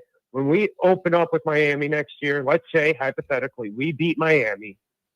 We beat A&M. This is the same exact narrative that will happen. I guarantee. Yeah, listen, that's always the way it goes with Notre Dame, it feels like. And but you know what, though? If you're on the winning side of it, I'm starting to not mind all of these coping mechanisms that the media and other fan contingents and everybody do. As long as we're getting what we need, I'm starting to care less about how everybody else copes and rationalizes and changes it around in their mind and everything. As long as we get the win, they can go ahead and do all that and turn themselves inside out trying to rationalize their positioning here. You are right though with the A&M thing, like with us, and then with the quarterback change, and then the big win against LSU, and then crashing down the next week. Like, it's been a wild ride, but we got what we needed. We got that win, and they're going to be a lot tougher to beat, even though it's at home next year. As a team, I think they're going to be a lot better next year. That's true. I think we're going to be a lot tougher as well, though. I hope you're right. Yeah, I hope you're right. Year 2 at Denbrock, there is a lot of hope there that offense can take another step. I need to know what the plan is at quarterback, though, before I can even think about that. Hey, man, really, really good call on a Monday. I appreciate you. Thank you. Thank you, Ben. Have a good one. That was well thought out stuff here for a Monday. Jeez. Kellan Auto Parts, $5 hour. My wife got me tickets to Virginia for my birthday. The state? Like, are you just going to Virginia? You didn't say the Virginia game. You going, and she just got you tickets for the state of Virginia. First ever ND fan of 25 years. Blue and gold till I'm dead and cold. Ooh, I like that. Let's go. It should be a fun time, man. It should be a fun time. I hope the weather isn't too bad for you. That's the thing with senior day. You never know what you're going to get. It could be horrible. You never know what to expect. But good job by you, man. Getting to Notre Dame, and the wife came through on that one. Good job. Burks, tough loss for the Bears, John, but hey, at least you got ND football. I told you the other day, Burks, I'm not really a Bears fan. I watch all their games, but it's not that emotional to me. I have never had a connection to the NFL game the same way I've had a connection to college football. It just doesn't strike me as emotional. And so telling you, I mean, I watched that Bears game, but it didn't affect me, my emotions, and I'm very, very thankful for that. They got real problems. 815, you're on the line, and I got to ask, here's the first question. If I'm not mistaken, you were at the game, correct? Yeah, I was. 815. I got to tell you, was the mock the chop, was that as good as everybody told me it was when we were doing the chop in their face? Break it down for me. I love hearing it. I love it. It was amazing. You know what's crazy, John? low key, kind of disrespectful, but I loved it. And I think everybody else did too. You even got the wine and cheese crowd doing it. Yep. What was hilarious about it when it first started, we did it twice. So it happened, I believe, late in the third, and then right after we got the Luke Tolich pick six, it happened again. And the first time it happened, you look over and you see the Florida State cheerleaders, and they're smiling, like thinking that, oh, it's their fans, right? No. And then they realize the louder and louder it gets, that, oh, this is their, and to see their face go from a smile to a frown, it was amazing. Love it. I love the energy from the crowd, man. And you know what? I always hated when we would play at Florida State, hearing the dumb, and to get to do it them. Yeah. I've never experienced something like that. Yep. It's a beautiful thing, man. Listen, Notre Dame's beaten a lot of teams by a lot. But this is different because of the brand and that helmet. Like, that is, like, we've blown out some teams, but it hits different when it is that logo and that brand and has our history. And it was a beautiful thing. Yeah, the amount of people I saw wearing the 1993 Game of the Century shirts that, got those pulled out, those were really awesome. The tailgating scene, because when I got there, I'm thinking, we're playing 1-8 Florida State. I'm sure a lot of people sold their tickets, are probably going to tailgate more than anything. I've never seen that many people tailgate at Notre Dame before. And I've been to a lot of Notre Dame games. I went to the Notre Dame Ohio State game. There was never that many people. I mean, it was a crazy scene. Is that people came out for Florida State? That's what I was going to ask. Do you think it is that Notre Dame's in a playoff hunt, so there's still that excitement that your dreams are still alive? I'm sure that's a part of it. The opponent's definitely a part of it. But, what do you think that is? Do you think you're here? I have a theory. Here's my theory. Tell me if you agree.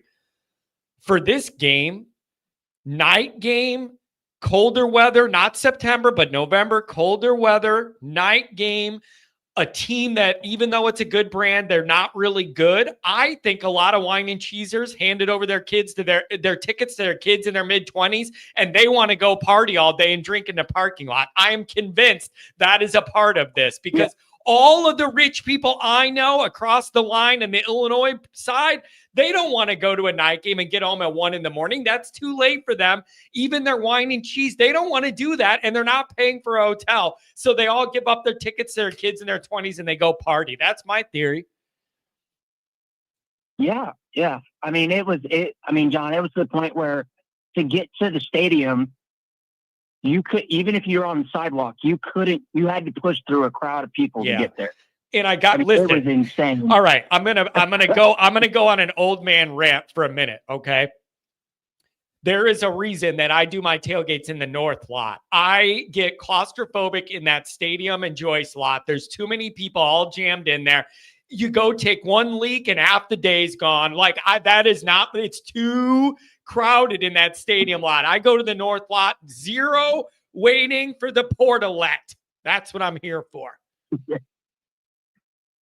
No, I'm the same way. I mean, I brought my lady. This was her, her second Notre Dame game since we've been together, and he's kind of the same way. And I felt bad because there were some people in our fan base that were drunk, and they were pushing her from behind. And I'm like, let's just get out of here. Let's just get through.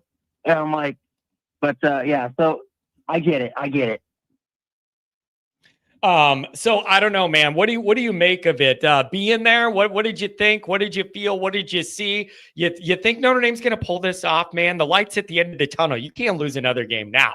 Come on now. You got to finish this run, don't you? I don't want to say yes because I don't want to jinx it. I had a lot of buddies of mine that are like, we're going to smack the crap out of Florida State. I was like, you need to be quiet. Because at this point, I'm at the point where you focus on each week at a time, kind of like the previous caller before me said, you're 0-0 every week. Yep. That's the mindset you got to have because you did lose to NIU. So I can't go out there and confidently say that you're not going to go out. You're going to go out there and blow out Virginia. You're going to go out there and blow out Army. You're going to go out there and blow out USC. Yeah.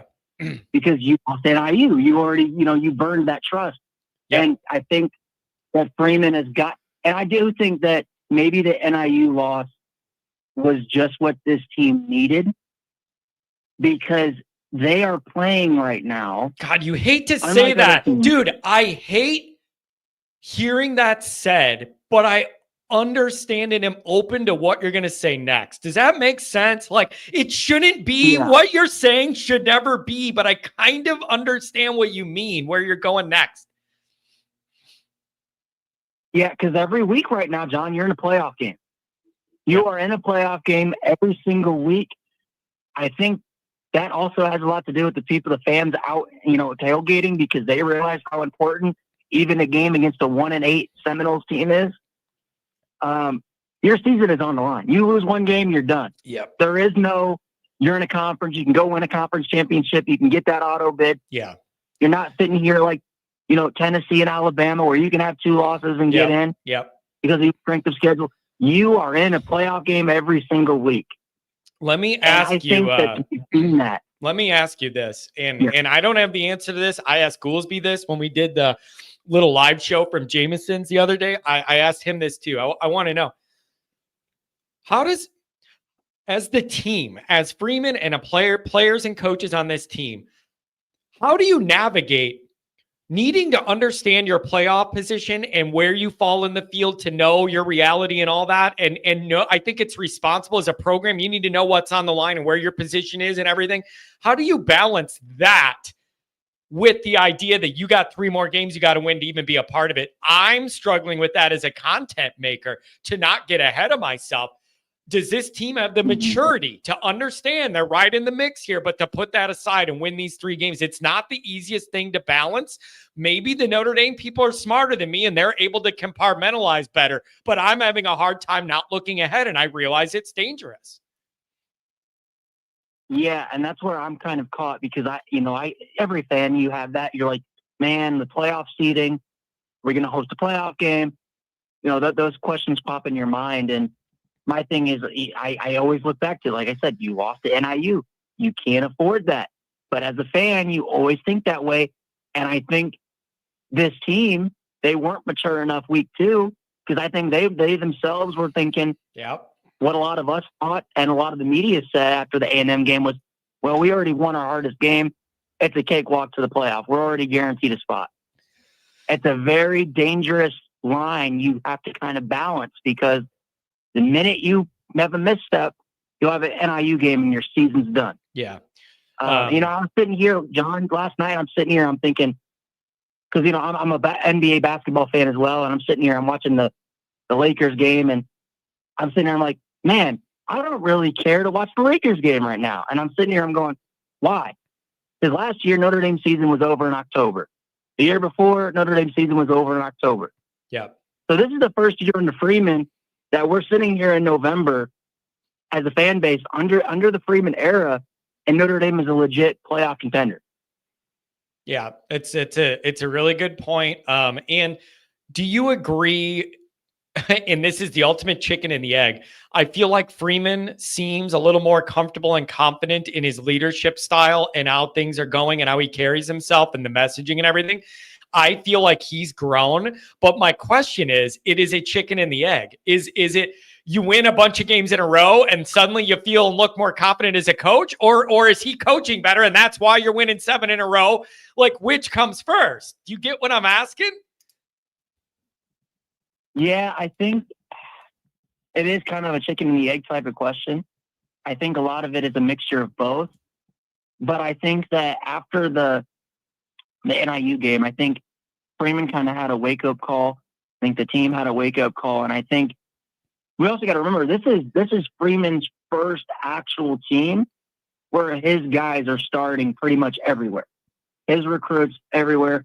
So these are the kids that he sold back in 2021, 2022, 2023 on the vision of what his team is. And I think that though you are starting to see that relationship between players and him, and they're fully bought into each other, and we're seeing it on the field. That's a good point. That's a big part of this. Yeah, that's it. That's a good point.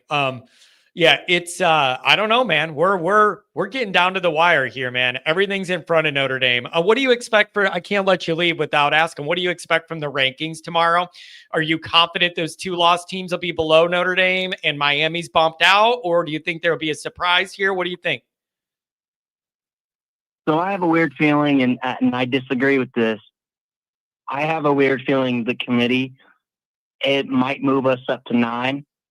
And they'll move Alabama ahead of us. And they might come up with some BS excuse as to why Ole Miss should be ahead of us. Because, let's be honest, as the SEC runs college football in terms of money, viewership, we saw what happened with Florida State last year.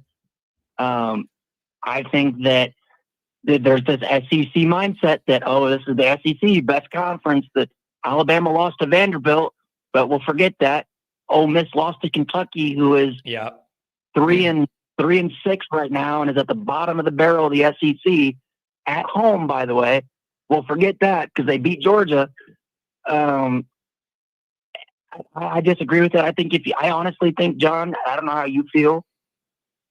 If Notre Dame played Alabama, Ole Miss, and even Tennessee, I think Notre Dame wins. Ooh, on a neutral site. Ooh, right baby. now. Baby, that is that's really, really interesting. I've seen that debated a couple times. Where like, can Notre Dame's defense keep them in any game against anybody? And are you in a position where Notre Dame can move up into one of those hosting seeds, and your gift is Georgia or Alabama? It would be at home, but you would get those guys. Wow. Yeah, I think what is it? I saw a few brackets after this past weekend that had Notre Dame hosting Alabama. Yeah. And I'm sitting there, I'm like, I'd love that. Man. I would love that, but I would also hope that the wine and cheese crowd wouldn't be selling their tickets to Alabama fans and we'd have another Alabama takeover, or I can't see Christmas again. I can't. Yeah, it's man, but that is not what people had in mind when you're thinking of moving up to a hosting seed. You're thinking more of like, can we get like a second tier ACC team that gets in or something? You're not thinking you're going to get one of those most talented rosters in the country, which I would contend Georgia and Alabama both have a top 5 talented roster, even though they've lost. But there's a lot of movement. There's a lot that's going to happen here. None of this is done. We'll see what we're going to get. Anything on the way out, man? I'm glad you had fun at the game. I saw your video on Twitter, man. I'm happy you made it out there. Yeah. Like I said, man, I don't know how this will play out. I think I did my own rankings on Twitter, and I had Notre Dame at 6 right now. Behind, I think I had, Oregon, Ohio State, Texas, Penn State, Indiana ahead of us. So I think that's where we're at right now. But I think that the committee won't. I don't think the committee will have the same views. But we'll see. We'll see Tuesday night. Yep, we'll see. And there's going to be a lot of movement. There's still a lot of dominoes to fall. A lot of teams that are going to crisscross each other off, and somebody going to have to win or lose. So keep winning, and we go from there, man. Hey, thanks for the call. Glad you had a safe, fun trip at South Bend. Yep. Appreciate it, John. Take care, man. Have a good one, buddy. Take care. 310, where do you want to go? Welcome to the show. What's up? Hey, Johnny, how you doing? I'm doing very, very well. Things are exciting in Notre Dame land. Notre Dame football is playing strong. Some teams we don't like are losing. It's a good time to be a Notre Dame fan. I know, for once. Or not for once, but first time in a while, it feels good at this time of year. And you know what, man? That's why I'm leaning in so hard. And that's why I don't feel guilty going extra hard on LSU and crowing a little bit and putting myself out there and really trolling people here. It's very, very rare that Notre Dame is in the position to be able to do that and have any leverage. I got to take it when I could get it. It's such a thankless thing being a Notre Dame fan. And for once we can like put our chest. Even if we win, we're supposed to win. If we lose, they put us to the back of the bus, and we can laugh a little bit and have. I mean, my coffee tastes better today with Brian Kelly having the Saturday he had. And that's real. That's real. Feeling. It's real, and I don't feel bad about it at all. It's totally real, totally justified. I don't feel bad at all. It warms my soul. It feels like justice. I love it. I would love to see them in the playoffs. I think that game would just be the ultimate. But how do you see? Well, first of all, how serious is that cross injury? Do you know? I can't really find anything about it. And that Freeman will speak about it today. I thought it was more serious than it seems like the reports are being. On the post-game show, I obviously was going live, so I couldn't watch Freeman's press conference. I was doing the call-in show. People were saying it's a high ankle thing or something, but they don't expect it to be terrible. They said he could have even maybe pushed to get back in the game. And so it seems that isn't as serious as I worried, but you're sure to probably get more answers from Marcus in a little bit.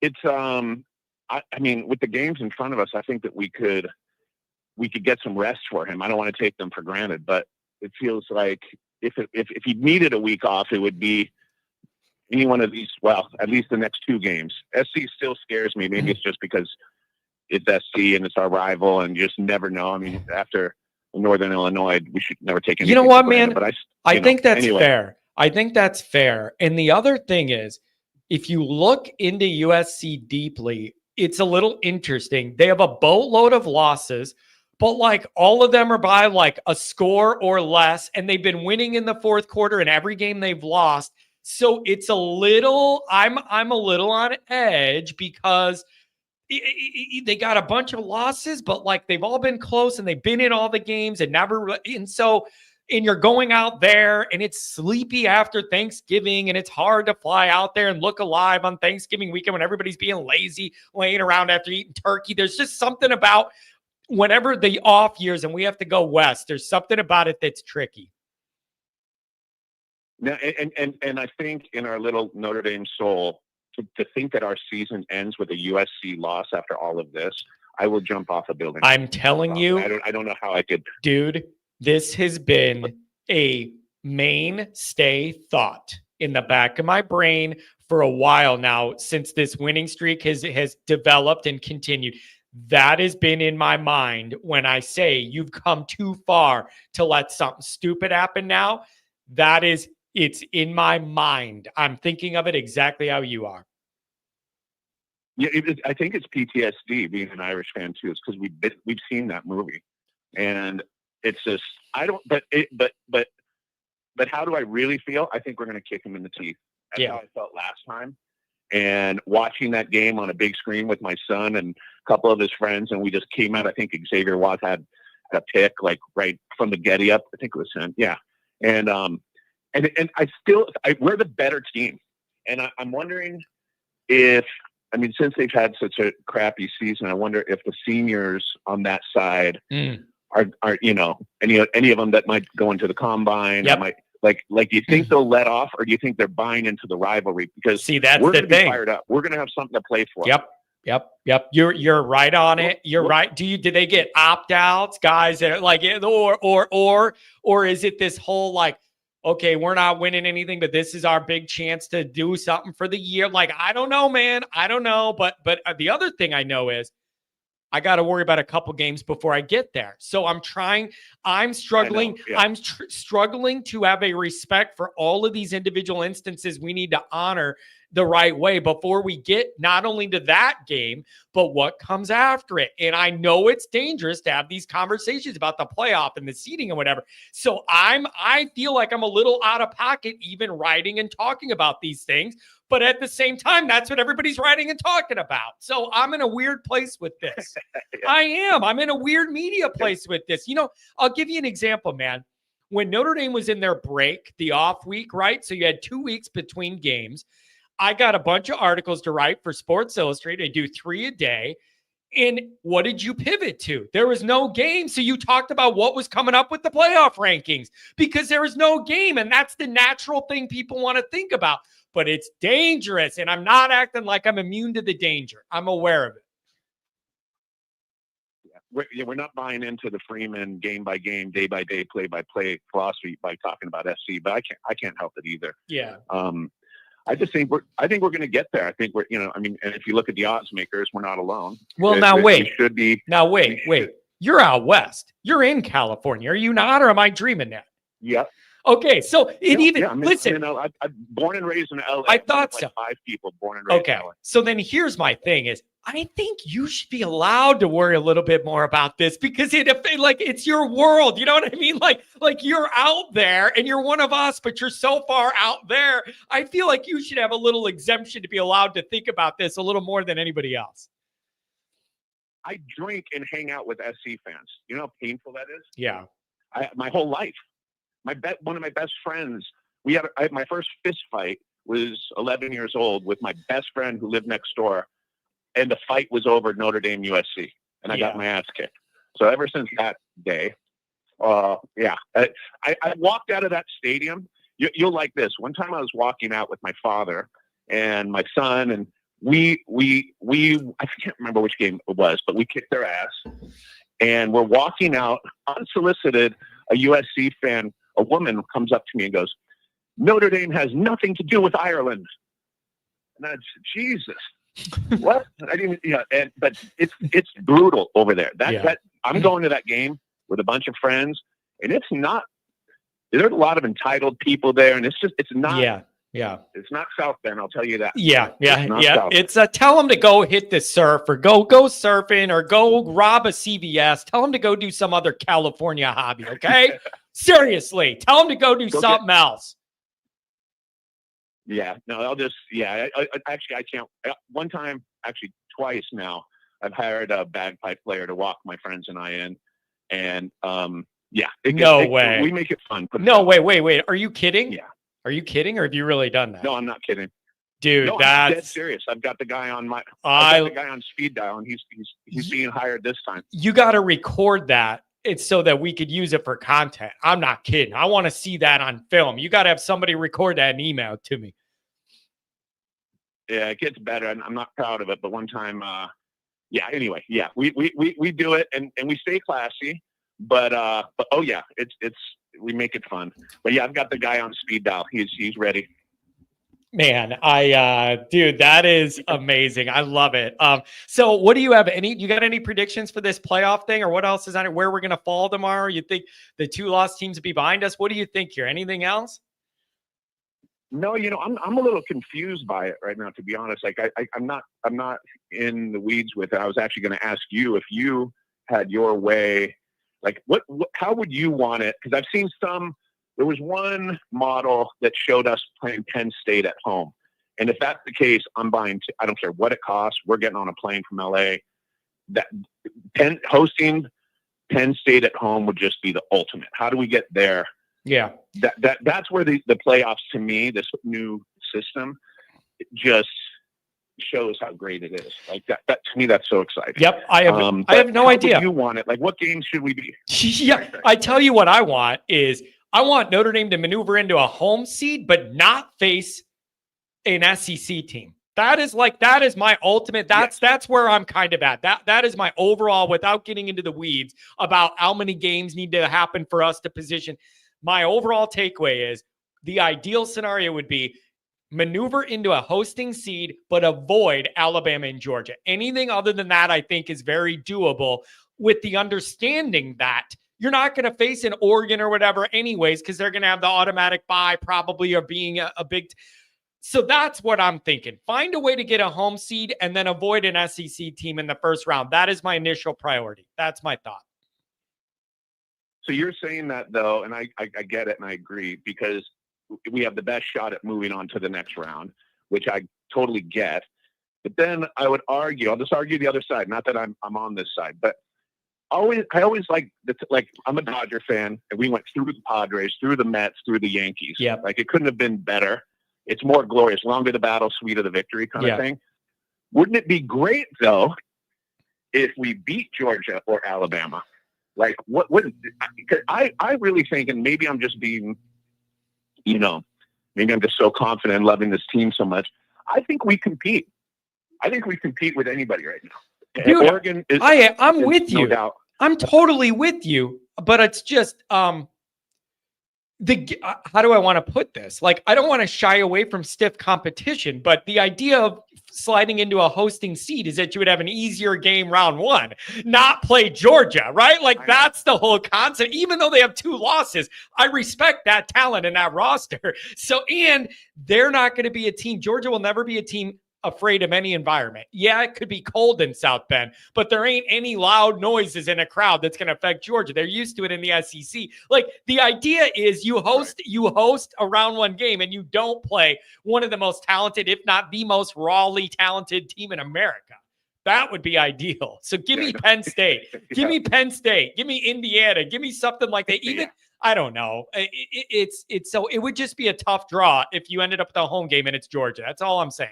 Tough round one draw. Yeah, no, I get it.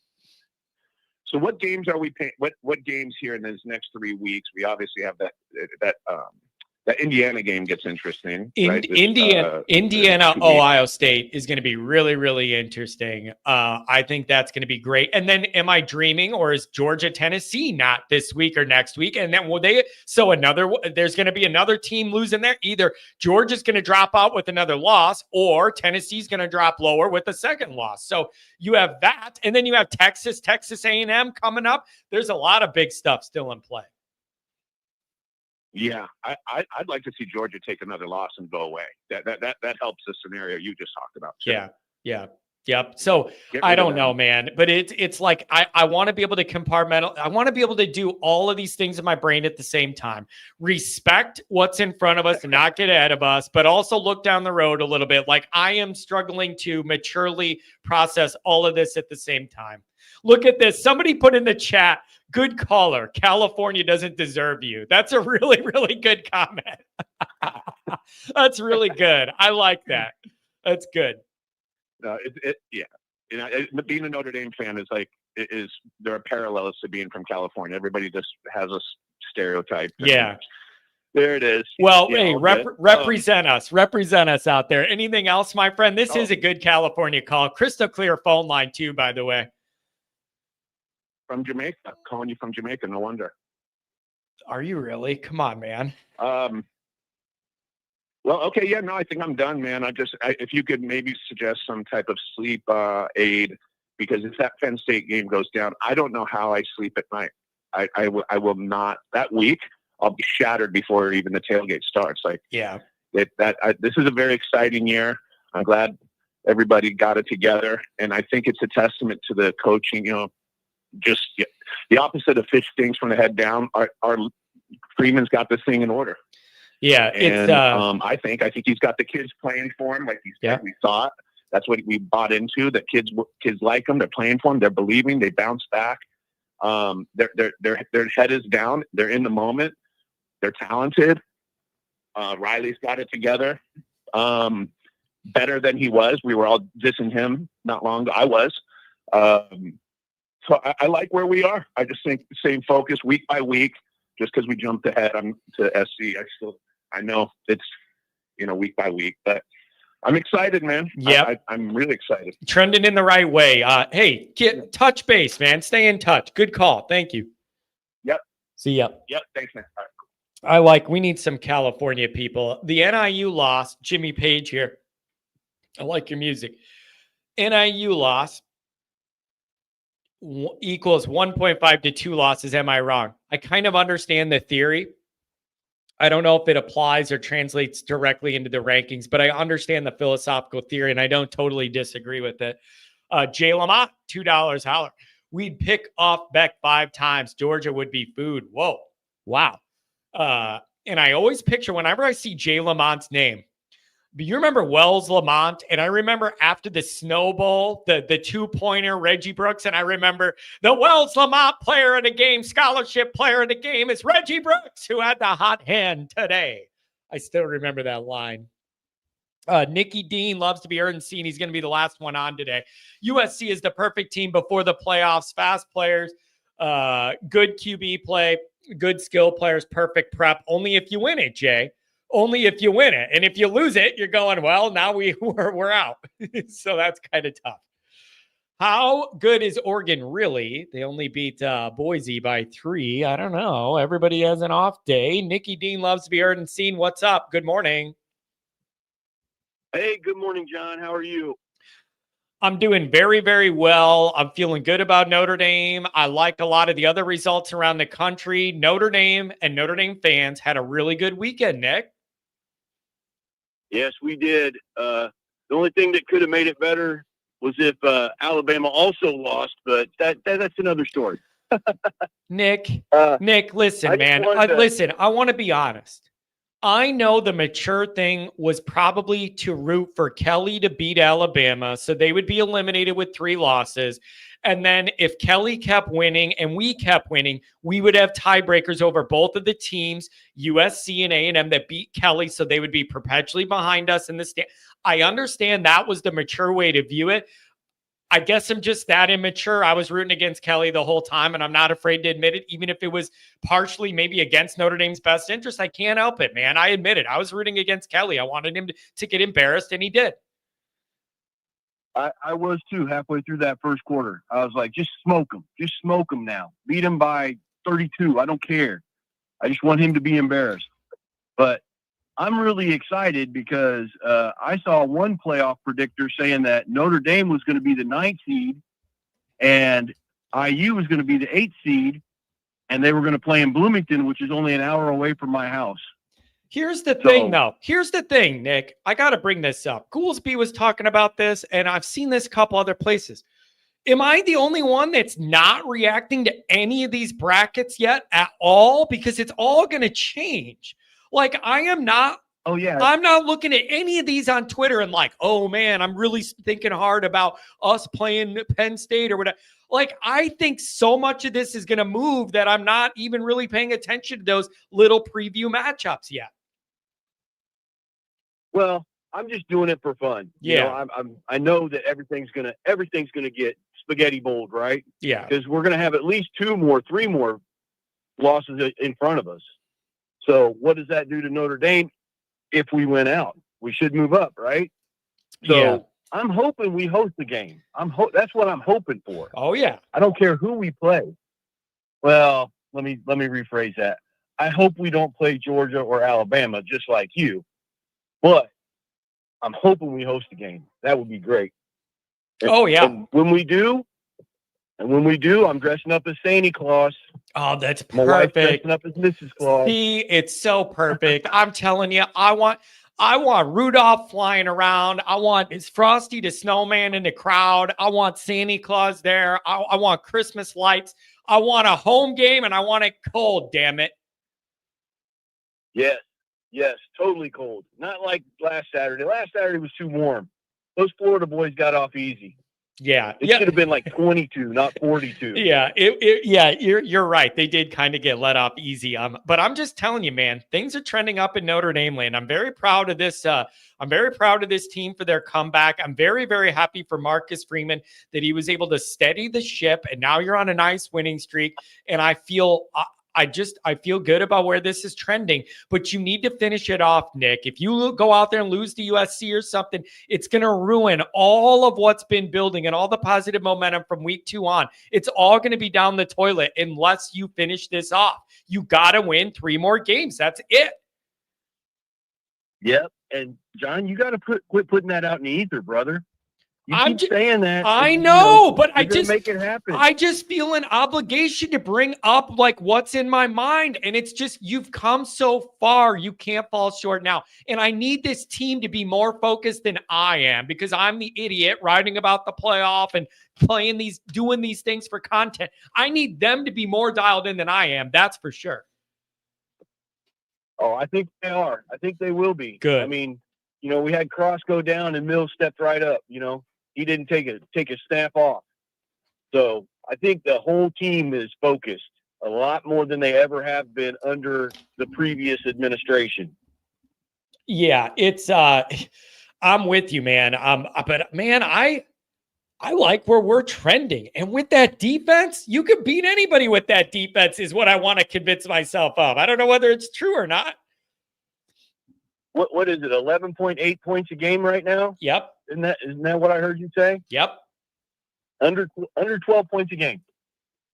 You keep doing that, you can go pretty far in the playoffs. Yep. And Just remember the 85 Bears. Defense travels. Defense travels, man. The weather doesn't change it. You don't have an off day. Like, if you have a good defense, it tends to show up every single week. And I feel really, really good about that. Yes, I do too. I'm also kind of excited that maybe Derek Meadows sees that he might not have made the right choice after Saturday. It's interesting. I hope it. I don't know. I'm waiting to hear back from my recruiting people. I admit that it's not something I can invest in without losing my mind anymore that early. I'm waiting to hear. I want to hear what the rumors are behind the scenes. I want to kind of hear how it went and what the word is. Yeah, me too. So one quick question for you. Let's say Mr. Knight goes to Ole Miss and decides, wait a second, I was right first. I need to go back and talk to Marcus Freeman at Notre Dame. Would you even let him talk to you if you were Mr. Freeman? I think you would risk. Would that not be a perceptual nightmare, the way he clowned you and then left? If you took him back, what kind of message does that send? And Hebert, you got Hebert and brought him in and made a big deal about it. I'm worried about the kind of message that sends everybody else around the program if you did that. I'm just worried that you risk losing some credibility. Yeah.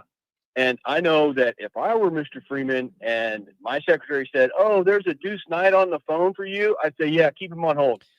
Just keep him on hold. Yeah. And I'd never answer the phone. Yeah. And you know what? Never. You know what? Marcus got burned by that because he operated with the understanding that this was a genuine relationship, catered to it and built it the right way, the healthy, mature way for multiple years, only to get burned this publicly. I just think we need to cut our losses and move on, even though he's a hell of a talent. He's a very immature, impressionable young man, and he's trying to figure out his way, and it just can't be our problem anymore. Yeah, I wish him the best. I really do. But he should have understood there were going to be consequences to what he did to Notre Dame. Yeah. If he ever wants to come back to Notre Dame. But it's already cracking me up that we did all this drama for him to go to Auburn, and then he's on the sideline at Ole Miss. So it just shows you how impressionable he is to whatever the latest thing is. And like, it's very frustrating, but let them fight it out down south with all the money and see how he plays. I don't know. Yeah. I mean, he's an 18-year-old kid. I did stupid stuff when I was 18 too, you know? Yeah. It just wasn't all over the internet. Could you imagine that, Nick? If every dumb thing we did when I was 18 was on the internet, I'd be in big trouble, you know? Yeah, me too. Me too. So, Johnny, thank you for taking my call. You know, it's a great way to spend my lunch break. My wife started working again, so I can't go home and see her. So I figured I'd call you and give you some troubles. I appreciate it very much. Thank you, and tell your lovely wife I said hello. Okay. All right, and here's hoping we're going to be dressed up as Santa Claus and Mrs. Claus and send you a picture the 20th or 21st of December. God, I love it. I need it, man. Nick, I need it. Hey, thanks for thinking of me on your lunch break, bro. Appreciate you. All right, man. Take care. Have a good one. What a nice guy. Nicky Dean loves to be heard and seen. You know what I mean? All right, you guys. I really enjoyed this show. We trolled BK a little bit. We talked Notre Dame a little bit. This is fantastic. I love it. I want to thank all you guys for being here.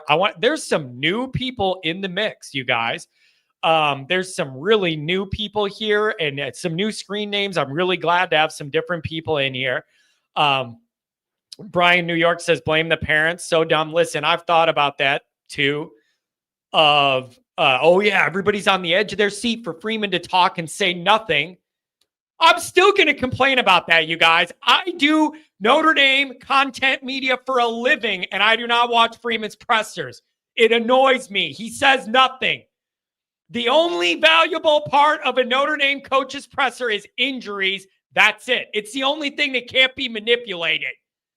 Everything else is watered down BS. There is nothing I'm interested in that he could say other than who's healthy and who's not.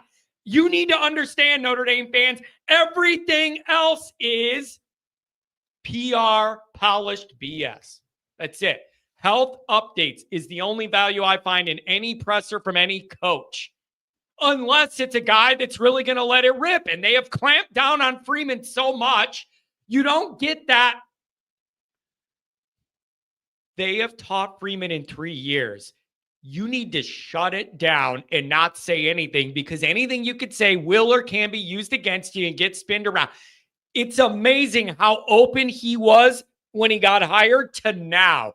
The whole Notre Dame PR thing is wrap this up and be like, buddy, shh, don't say nothing. This is how it goes at these corporate institutions, and I'm including colleges in that. This is how it goes. I am astounded by the amount of people that hang on every word a Notre Dame coach says in a press conference. You don't get it. Their job is to not tell you anything. All the injury updates are the only thing. That being said, enjoy it. Whatever, but I'm not sitting there. Oh my God, what did Freeman say? Bro, that lady is standing over there watching. Like this isn't an open forum. I don't know how else to tell you. This is not an open forum. Sly, we're ending the show on that one. I'm ending the show now. We're done. I can't do it. All right. I love you guys. You're all amazing. Thanks for the chat. Sly, that was the one. See you guys later.